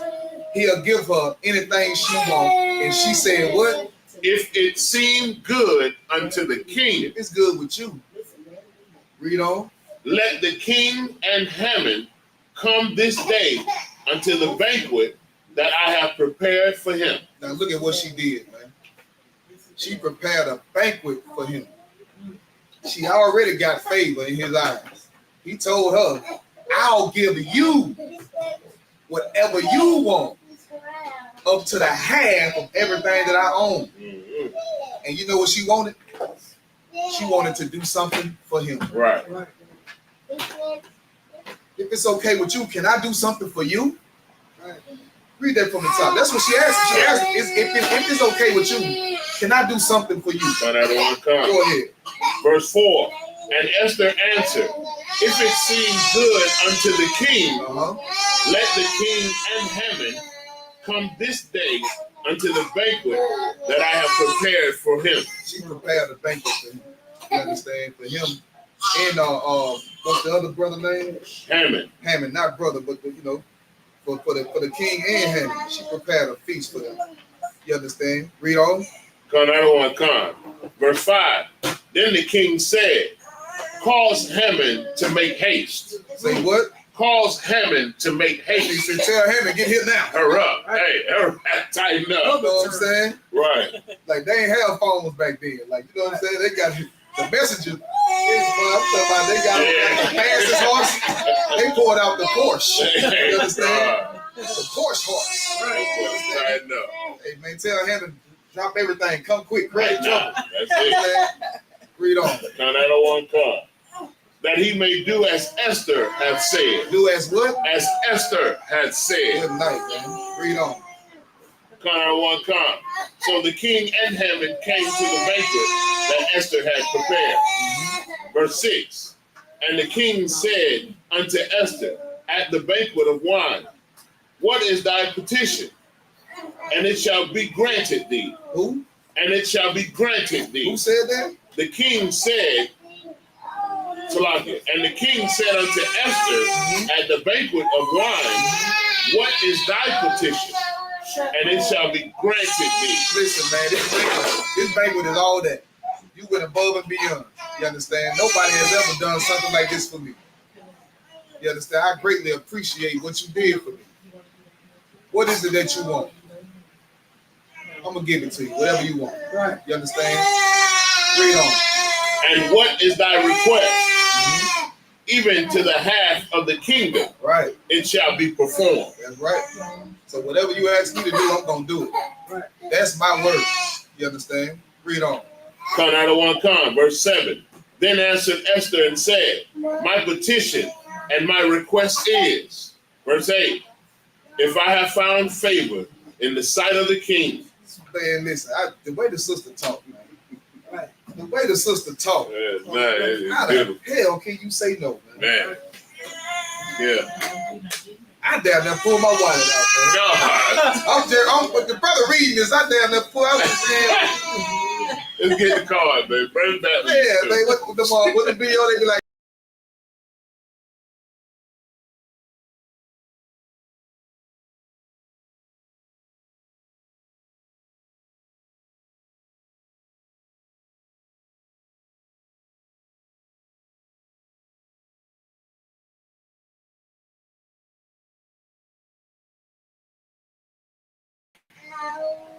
Salaki. Verse 8. If I have found favor in the sight of the king, and if it please the king to grant my petition and to perform my request. If it pleases you. You understand? This is what I want. But only if it pleases you. If it pleases you. Read on. Come, I don't want to come. Let the king and Haman come to the banquet that I shall prepare for them, and I will do tomorrow as the king hath said. Right. Verse 9. Then went Haman forth that day joyful and with a glad heart. But when Haman saw Mordecai in the king's gate, that he stood not up, nor moved for him, he was full of indignation against Mordecai. He was happy, but then when he saw Mordecai, that Israelite that didn't bow down to him, that had the nerve not to bow down to him, the reason why he went to the king and put the hit out, you understand, and got the okay to pay to kill them, you understand? Oh, he got mad all over again. Blew his whole move. You understand? Read on. No, I don't want to come. Verse 10. Nevertheless, Haman refrained himself, and when he came home, he sent and called for his friends and Zeresh, his wife. Verse 11. And Haman told them of the glory of his riches and the multitude of his children, and all the things wherein the king had promoted him, and how he had advanced him above the prince and servants of the king. Verse 12. Haman said, moreover, yea, Esther the queen did let no man come in with the king unto the banquet that she had prepared but myself. And tomorrow am I invited unto her also with the king. Now, this is another question, y'all. If y'all follow it, it's right here. I know y'all gonna get it. In that first scripture I read, what's going on right here with the brother? With Haman? With Haman. What's going on with Haman? Nope, it's not that one. Good try though, but it's in that first scripture we read. Try to use the first answer. Small. You're quick on your feet. No, man, go ahead. Anybody online or in the room? Give it a try. The last scripture that was just read. Right. Yeah, read it again. We're talking about Haman. He's doing something that was in that first scripture. Another one come. Verse 11. And Haman told them of the glory of his riches. Of the what? The glory of his riches. And the multitude of his children. And all the things wherein the king had promoted him. And how he had advanced him above the prince and servants of the king. You know what he's doing, right? He bragging. Wow. So what's in that first scripture that we read? Not vanity. The favor. Get a sister a hand, man. Get that sister a hand. He talking about all this favor that he got. All the king did this. Nigga, I got all the money. Right. I got all these kids. Right. You know what I'm saying? I'm doing it. She, out of all the people in the land, she do a banquet for the king. Right. That's who she invite me. Because I'm there. The king appointed me above the prince. Right. Here I am, neck and neck with the king at the banquet. And you know what I'm saying? The baddest chick in the land. She doing a banquet for me. He bragging. They don't let nobody else in there. And that favor, he feeling himself because of that favor. Absolutely. You understand? Read on. Another one come. Verse 12. Haman said, moreover, yea, Esther the queen did let no man come in with the king unto the banquet that she had prepared but myself. And tomorrow am I invited unto her also with the king. Right, I'm invited tomorrow too. You know what I'm saying? Not just one day, but tomorrow when they had another banquet, nigga, I'm gonna be in that too. You know how brother be bragging about, I ain't gotta play to get in the club. I just woke up, VIP. I know the owner. You know what I'm saying? Right. I know the nigga. Go ahead. Another one come. Verse 13. Yet all this availeth me nothing. Right. So long as I see Mordecai, the Jew, sitting at the king's gate. Right. He feeling played. Like even though all this is going on, even though I got all this, I gotta see this nobody. This nobody living rent free who wouldn't bow to me. Like, you know what I'm saying? Who is this? What? Who is this guy? Hey, what do you say? What do you say? Damn, I'm trying to think of what Samuel called. What he called? Who that nigga on that name? Who is that nigga? What was Leonardo DiCaprio's name? So, I forget. They say it like that way, but that's what he said. Like, who is he? Who is that nigga? Like, I know who I am. And I was invited by the queen. Cal. That was his name. Cal. Like, I was invited by the queen, but who is this? Who is this? Why he here? Right. He don't bow before me. The king done made a decree about him and all his people, but this nigga still sitting out here at the gate. Right. Shh. He said, it availeth me nothing so long as I see Mordecai the Jew sitting at the king's gate. Verse 14, then says Zeresh, his wife, and all his friends unto him, let a gallows be made of 50 cubits high, of 50 cubits high. And tomorrow speak thou unto the king that Mordecai may be hanged thereon. Like, this remind me of what they did at the insurrection. You know what I'm saying? They had a mechanism made out there, whatever, ready to try to unalive somebody by hanging. You feel what I'm saying? A cubic is like from the tip of your finger to your elbow. You know what I'm saying? So he said 50 cubits long, 50 cubits high. You understand? Make this device so that I can hang Mordecai. You know what I'm saying? It's nobody who wouldn't bow to me. You understand? He put the order out for them to make it so that he can unalive this brother. Right. Read on. Call 901 con. It's Salaki, man. Oh, this is an old folks saying. I ain't gonna bring it out yet. I'm gonna bring it out when it's time. Con, Go ahead. Call 901 con. If I can get ice bottle shot, somebody please. I need some ice. Water. All right, and in the middle of verse 14, and tomorrow speak thou unto the king that Mordecai may be hanged thereon. Then go thou in merrily with the king unto the banquet. And the king the thing pleased Haman, and he caused the gallows to be made. Right, he caused it to be made. He put the order out for them to make it. They going out to make it. You understand? And he ready and preparing to hang Mordecai. He said, I need that nigga dead. Yeah. Right. He need to make that immediate. Sleep until he's dead. Sleep until double time. You understand? Like yesterday. You know? Night. Con or con.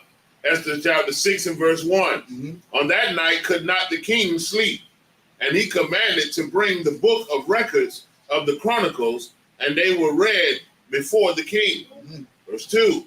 And it was found written that Mordecai had told of Bigthana and Teresh, two of the king's chamberlains, the keepers of the door, who sought to lay hand on the king Ahasuerus. This is spiritual, man. Yeah, it is. This is spiritual, man.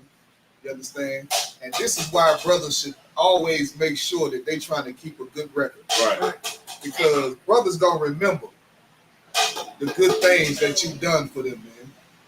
You understand? Brothers is gonna remember. I threw out a saying. I needed help. This brother was there to help me. You understand? We had a similar situation go down. Like this brother tried to take me out. This brother tried to get me out of my position. You understand? And self-appoint himself to be over. You know what I'm saying? The Louisiana camp. Maybe that Coke bar. And you going through your records and you see, wait a minute. This brother Mordecai, this brother told me that they was about to backdoor me and try to unalive me, and this man saved my life. Keep in mind that Haman is trying to kill Salaki, unalive Mordecai. Right. You understand? And for some reason, the king couldn't sleep at night. He said, bring me my records. You understand? Because maybe he was examining himself and saying, you know what? a lot of people probably did some good things for me, and I haven't done nothing for them. Let me make sure that I'm being a just king. You understand? And in that book, somebody read that Mordecai told him, remember, Esther made sure that she said in Mordecai's name. That's right. You understand? So it's written in the records like that. Mordecai, the brother, was so, That's right. you understand? The brother was on point. The Lord was definitely with that brother. Right. The brother was wise. You understand? And Esther was wise to obey the man that raised her from young. Right. You understand? Even though she was held in higher regard than him in that kingdom. Right. You understand? Yeah, so the king, he's reading this and he see that Mordecai was the person that told him about the men that was going to try to come and unalive him. You know what I'm saying? And in that, saving his life. Read on. Right. Verse 3. Hold on, Salah. Now, verse 2. And it was found written that Mordecai had told. Oh, I read that. Salah. Verse 3. And the king said, what honor and dignity has been done to Mordecai for this? Right. Hold on. Wait a minute. What I did for this brother that had saved my life, man, when them two people were trying to backdoor me. Right. Did I make good with this brother? Because I don't want the people to say, oh, this brother saved the king life and the king ain't do nothing for him. Right. So next time somebody try to do something to the king, we just gonna let it happen because it ain't gonna, he ain't gonna do nothing for you if you save his life. Right. You understand? The king he got a little wisdom. You understand? Because you take care of those who take care of you. Man. That's right. You understand? You look out for those who look out for you. Right. You understand? That's if you want to be a just man. That's if you want the everyday low-like person to be able to look out for you the way that Mordecai looked out for him. Mordecai ain't in the king's chamber. Right. He a pedestrian. You know what I'm saying? Standing out of the gate. Yeah, he at the lowest of the lowest. That's right. You understand? Read on. Come, that don't want to come. Then said the king's servant that ministered unto him, there is nothing done for him. He ain't do nothing for this man, man. This man gave you this information. He turned out to be true. They were trying to unalive you, and you know what you did to repay him? Nothing. Nothing. On top of that, Hammond want to unalive this brother. Yeah, boy. You understand? Read on. Con, I don't want con. Verse 4. And the king said, who is in the court? Now Haman was come into the outward court of the king's house to speak unto the king to hang Mordecai on the gallows that he had prepared for him. This is the Lord. Right? This is the Lord. You understand? Now, he tried, somebody calling for him from the court. He's like, who is in the court? It's Haman. And Haman is hell bent on trying to unalive Mordecai. Right. But the king just read that Mordecai saved his life. You understand? That's the Lord. Yeah, right absolutely. There. You understand? Read on. Con, I don't want con, sir. Verse 5. And the king's servant said unto him, behold, Haman standeth in the court. And the king said, let him come in. Verse 6. So Haman came in, and the king said unto him, what shall be done unto the man whom the king delighteth to honor? Now Haman thought in his heart, to whom would the king delight to do honor more than to myself? There you go once again what the sister gave the correct answer about. That favor. Who the king want to favor, and it ain't me. Right. He's so used to getting the king's favor, he can't even fathom that the king want to honor and favor somebody else. Right. You understand? He was just bragging about how he got all this and all that, and how he this close to the king, and the king put him above the princes. You understand? I'm technically the nigga's son. Right. It's like king and right. It's me. You know what I'm saying? He out there bragging. Above all the prince and you know what I'm saying? Yeah, and then after he got done bragging, he like, who else does that nigga Mordecai? Sitting at the gate, wouldn't bow to me. You know what I'm saying?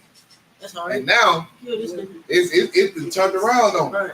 Right. The king want to honor Mordecai, and Haman have no idea who it is that the king would like to honor, and it's not him. You understand? And the killing part is the king ain't have to go search for Haman. No. Came to him. He right there. Right. Hammond right there. Mordecai right there in the Right. king. Like this is heavy. Read on. Verse 7. And Haman answered the king for the man whom the king delighteth to honor. Right. Verse 8. Let the royal apparel be brought, which the king uses to wear, and the horse that the king rideth upon, and the crown royal which is set upon his head. Verse 9. And let his apparel and horse be delivered to the hand of one of the king's most noble prince, that they may array the man withal whom the king delighted to honor. Good night, man. So, man, this is heavy. This is a big deal. You understand? Like think about you in this kingdom, and you this person that just you at the bottom, you in the gutter, you just nobody, and the king gonna give you one of his crowns, and the king gonna give you one of his garments, and the king gonna give you the horse that he rides. You understand?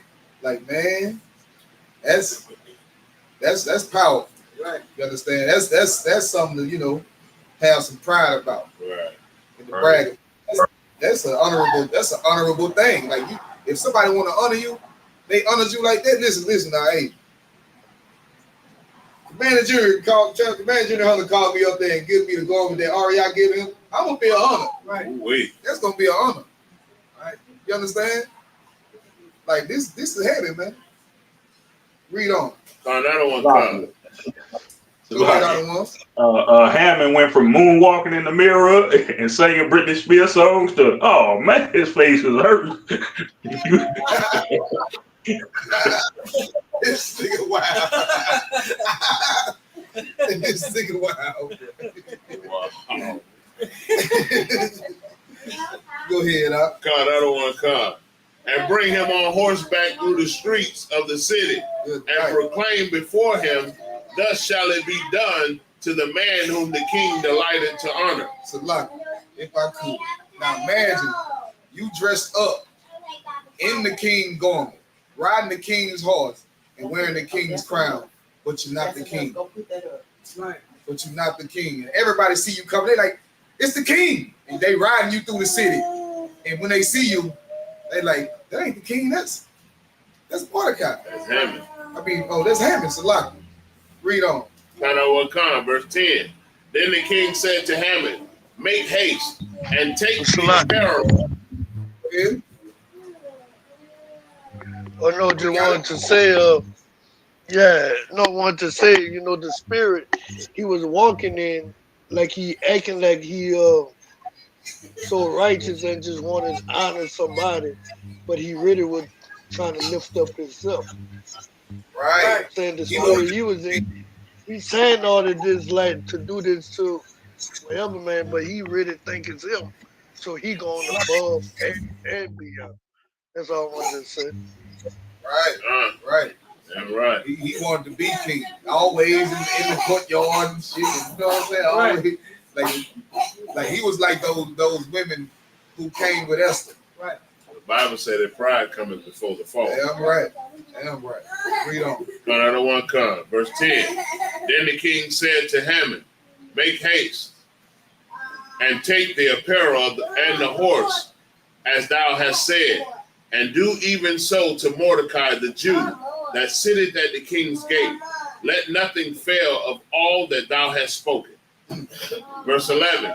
Then took Haman the apparel and the horse, and arrayed Mordecai, and brought him on horseback through the street of the city, and proclaimed before him, thus shall it be done unto the man whom the king delighted to honor. Verse 12. So it was Mordecai that was getting the apparel and stuff. Verse 12. And Mordecai came again to the king's gate, but Haman hasted to his house mourning and having his head covered. Verse 13. And Haman told Zeresh his wife and all his friends everything that had befallen him. Then said his wise men and Zeresh his wife unto him, if Mordecai be of the seed of the Jews, before whom thou hast begun to fall, thou shalt not prevail against him. but shall surely fall before him. And while they were yet talking with him, came the king's chamberlains, and hasted to bring Haman unto the banquet that Esther had prepared. Right. So now that same banquet that he was talking about yesterday, like, yeah, I'm gonna be there tomorrow too, is another one. He's stressed out. He don't know what to do. He at home and whining. You know, this dude who I saw live, the king just honored him, rode him through the city on the horse, put a crown on his head, and gave him a royal garment. Right. You understand? Right. So what does this mean for me? Now he looking at himself like, hold on, like what's going on? Like if you was thinking to unalive somebody, and then the king honor him and do all this for him, he probably thinking to himself, man, I ain't never rode on the king's horse. Right. He ain't give me no garment. He one of his garments. He ain't give me one of his crowns. You understand? Like that's some honor. And it calls him, you know what I'm saying? He ran home. Okay. He had to go tell his people. Go ahead, out of one. He went home pillow talking. That's what you call pillow talking. He had to go tell the rib, get with the wise men and talk. And he mad. He pissed off. He pillow talking now. He got hate in his heart. We were just bragging yesterday. Right. We were just talking cash money today, man. He wanted some more of them oxtails. That's what he wanted. Read on. Another one, God. Esther chapter 7 and verse 1. So the king and Haman came to the banquet with Esther the queen. And the king, verse 2, and the king said again unto Esther on the second day at the banquet of wine, what is thy petition, Queen Esther? And it shall be granted thee. And what is thy request? And it shall be performed, even to the half of the kingdom. Verse 3, then Esther the queen answered and said, if I have found favor in thy sight, O king, and if it please the king, let my life be given me at my petition, and my people at my request.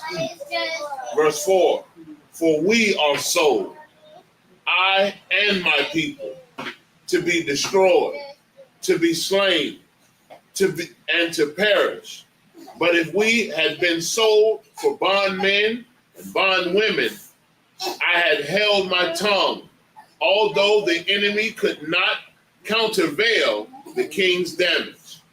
Verse 5, then the king Ahasuerus answered and said unto Esther the queen, who is he, and where is he, that durst presume in his heart to do so? So real quick, she revealed to him that she is a Jew. Right. And that her people are the Jews.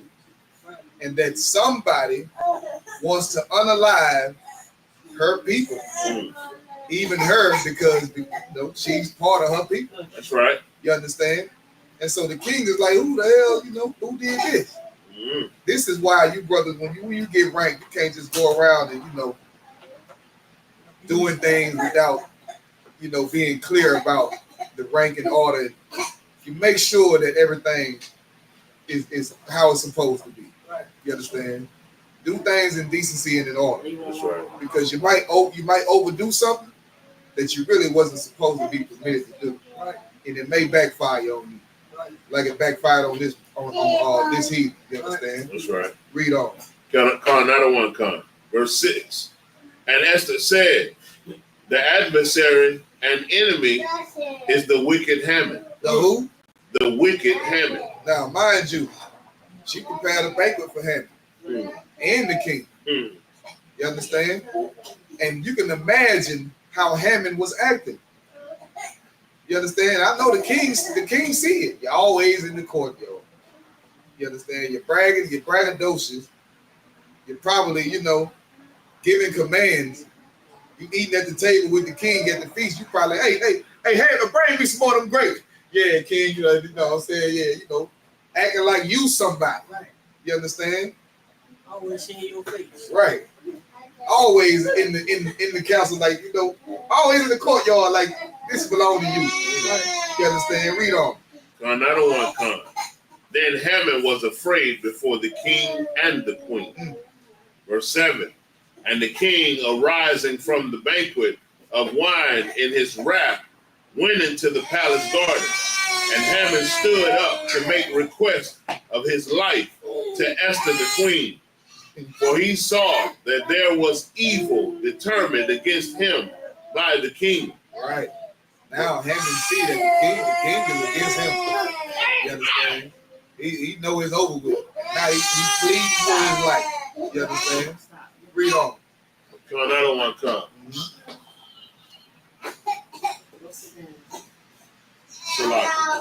Verse 8. Then the king returned out of the palace garden into the place of the banquet of wine. And Haman was fallen upon the bed whereon Esther was. Then said the king, will he force the queen also before me in the house? As the word went out of the king's mouth, they covered Haman's face. Verse 9. And Harvanah, one of the chamberlains, said before the king, behold also the gallows 50 cubits high, which Haman had made for Mordecai, who had spoken good of the king, standeth in the house of Haman. Then the king said, hang him thereon. Verse 10. So they hanged Haman on the gallows that he had prepared for Mordecai. Then was the king's wrath pacified. Chapter 8, verse 1. Yeah, man. Hey, the Bible. And just to quote the scripture, paraphrase it, what is done for wicked against thee shall be made for thy good. Right. You said a snare. I bet Hammond was doing like Trey on Friday, swinging at the air, punching at the air, crying. Ugh. I bet he was doing.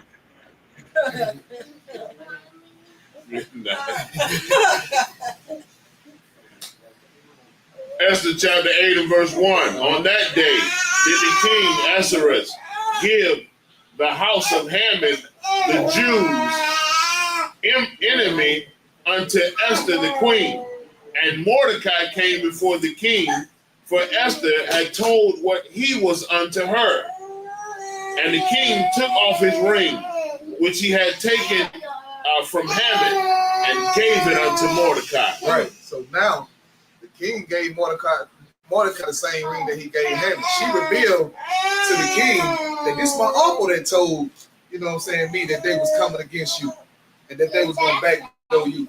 This man that, you know what I'm saying, you holding in high regard now. You giving this man his just due. This is my uncle. You understand? Read on. Another one come. And Esther set Mordecai over the house of Haman. Gave him the house. Gave him his house. Good night. That's how it worked, man. Good night. Verse 3. And Esther yet again before the king, and fell down at his feet, and besought him with tears to put away the mischief of Haman, the Agagite, and his device that he had devised against the Jews. Verse 4. Then the king held out the golden scepter toward Esther. So Esther arose and stood before the king. Verse 5. And said, if it please the king, and if I have found favor in his sight. If it would? If it please the king, and if I have found favor in his sight. There it is again, the way she talked. The way she asked for what, you know what I'm saying, she want. She first say, if it's okay with you. You understand? Read on. Come out of one con, it gets better. And the thing seemed right before the king. She making sure that it's right. And I be pleasing in his eye. Hey, look here. Good night. When y'all go, hey, Salaki, y'all go to talking like that now? The water on the dresser, baby. What you need? You need a vacation? What? You want some boots? What you need, baby? I'm just saying that is bomb. Damn right. She is like. Listen, man. The way a woman talk. That is everything. A soft-spoken, sweet voice. You're gonna always get what you want, man. That's why the daddy is googly-eyed at the daughter. Because when you're a little girl, you ain't loud mouth and yelling and all. You know what I'm saying? Daddy, can I do such and such? And he don't know what to do with himself. You understand? The way that she talked with respect, the way that she asked him, "Is it okay with you?" And she already knows he gonna give her whatever she knows. She knows she got this nigga. Right. She knows she got this nigga. But she ain't braggadocious about it. She ain't boastful. She ain't nasty about it. You understand?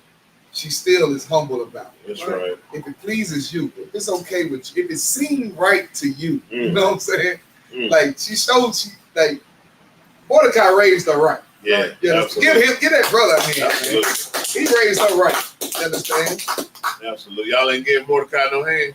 Y'all don't want to give him a hand. He ain't doing a good job. Understood. Mordecai did an excellent job raising that. That's right, man. Read on. All right. Colonel Connor, if I may read this for the top again. Verse 5.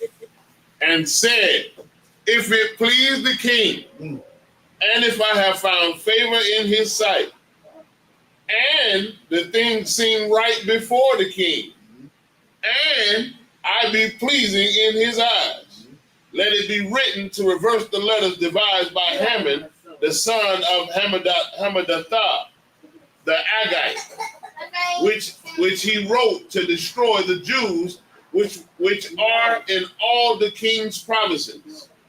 Verse 6, for how can I endure to see the evil that shall come unto my people? Or how can I endure to see the destruction of my kindred? Verse 7, then the king Ahasuerus said unto Esther the queen, and to Mordecai the Jew, behold, I have given Esther the house of Haman, and him they have hanged upon the gallows, because he laid his hand upon the Jews. Right. Verse 8, write ye also for the Jews, as it liketh you, in the king's name, and seal it with the king's ring. For the writing which is written in the king's name, and sealed with the king's ring, may no man reverse. Verse 9, then were the king's scribe called at the time in the 3rd month, that is, the month of Sivan, on the 23rd day thereof. And it was written according to all that Mordecai commanded unto the Jews, and unto the lieutenants, and to the deputies and rulers of the provinces, which are from India unto Ethiopia, and 127 provinces, unto every province according to the writing thereof, and unto every people after their language, and to the Jews according to their writing, and according to their language. Verse 10, and he wrote in the king Ahasuerus' name, and sealed it with the king's ring, and sent letters by post on horseback, and riders on mules, camels, and young dromedaries. Go ahead, officer, your side. Yeah, no, my bad. I kind of missed it. But no, on verse 6, when she said, how can I, Salaki, what's that? It sounds like your microphone rubbing up against something or something like that. You on your headpiece? Salaki, what about now? It sounds to what? Oh, yeah, no, I kind of read over it. But on verse 6, when she said, for how can I endure to see the evil that shall come upon my people? Showing the brotherhood and sisterhood she had. You know, like Christ said, if you do it to the least of these, my brethren, you did it unto me. Because, you know what I'm saying, the king already had to avenge her with Haman. But she went further to avenge her people, which is why we're celebrating. That's all I want to point out. Damn right. All right.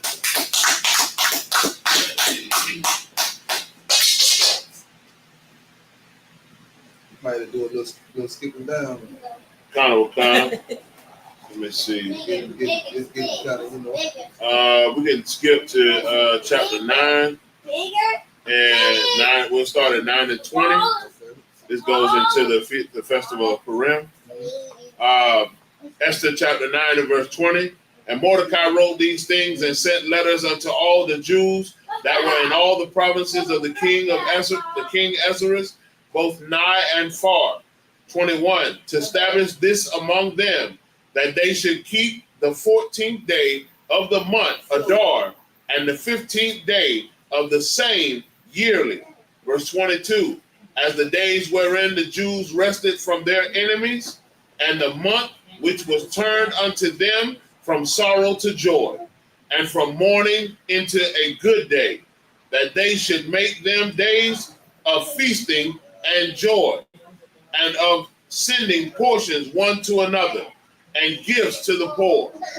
Verse 23, and the Jews undertook to do as they had begun, and as Mordecai had written unto them. 24, because Haman, the son of Hammedatha, the Agagite, the enemy of all the Jews, had devised against the Jews to destroy them, and had cast Pur, that is the lot, to consume them and to destroy them. Verse 25, but when Esther came before the king, he commanded by letters that his wicked device, which he devised against the Jews, should return upon his own head, and that he and his sons should be hanged on the gallows. All the children he bragged about. It's not. Verse 26, wherefore they called these days Purim, after the manner of Pur. Therefore, for all the words of this letter, and of that which they had seen concerning this matter, and which had come unto them.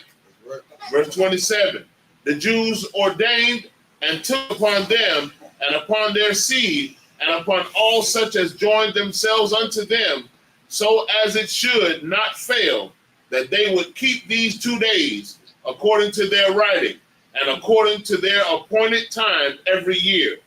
Verse 28, and that these days should be remembered and kept throughout every generation, every family, every province, and every city, and that these days of Purim should not fail from among the Jews, nor the memorial of them perish from their seed. Verse 29, then Esther the queen, the daughter of Abihail, and Mordecai the Jew, wrote with all authority to confirm this second letter of Purim. Verse 30, and he sent the letters unto all the Jews to the 127 provinces of the kingdom of Ahasuerus with words of peace and truth. 31, to confirm these days of Purim in their times appointed, according as Mordecai the Jew and Esther the queen had enjoined them, and as they had decreed for themselves and for their seed the matters of the fasting of their cry. Verse 32, and the decree of Esther confirmed these matters of Purim, and it was written in the book. This is why we celebrate the Feast of Purim. You understand? Because it's in the Bible. You understand? It's in the Bible. It's in the Bible. I'm going to say that again. It's in the Bible. Christmas is not in the Bible. That's right. New Year's is not in the Bible. That's right. You understand? All these pagan holidays are not in the Bible. That's right. You understand? And then when you know better, you do better. Right. You understand? And we are supposed to hold fast and keep the traditions of the Bible. It's not old. It's not outdated. It's not irrelevant. You understand? The Lord is still pleased by it. And the Lord is not pleased with the celebrating of the holy days, the so-called holidays that you celebrate. You understand? The holy days that we're supposed to celebrate and the feast that we're supposed to celebrate can be found in the Bible. You understand? Like I said, the water to these brothers, y'all give these brothers a hand. You understand? Officer Manabal, Officer 1000 Yasad, Officer Kawan, Officer Nakabad, you understand? Sisters, give yourselves a hand. You understand? These baby Esters in here, you understand? That's right. And brothers and sisters in the chat, y'all give yourselves a hand as well. The water for y'all joining us, YouTube, the water TikTok. This is the ISUPK, Louisiana, Feast of Purim. And with that, Abijam, which means to stand.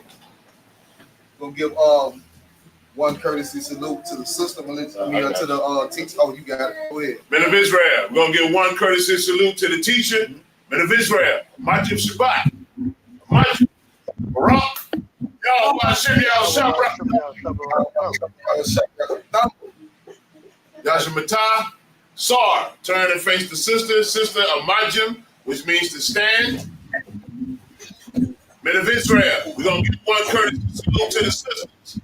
Men of Israel, a Majim Shabbat. Majim Barak. Yahweh Shabbat. Hashem Yahweh Shabbat. Yashamatah. Class dismissed.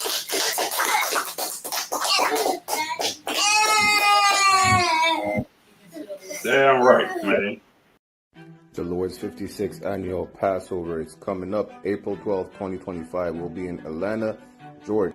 It's a $200 fee. Make sure you pay the fee on isupk.com. You understand? It gives you access to all the events we got during the week from Monday to Sunday. We got the lamb slaughter. We got a children party for your badass kids. We got the black party. You understand? We got the Passover. We got the Feast of Unleavened Bread. Make sure you pay your $200 Passover fee. And don't make it seem like y'all are too broke for it, because I know y'all got the money. You know how I know? Because y'all had no issue spending $2 on shoes, $2 on hose, $2 on weed. Might as well go spend $2 for a week long full of events and enjoy the brotherhood like you have never experienced it before. Shalom.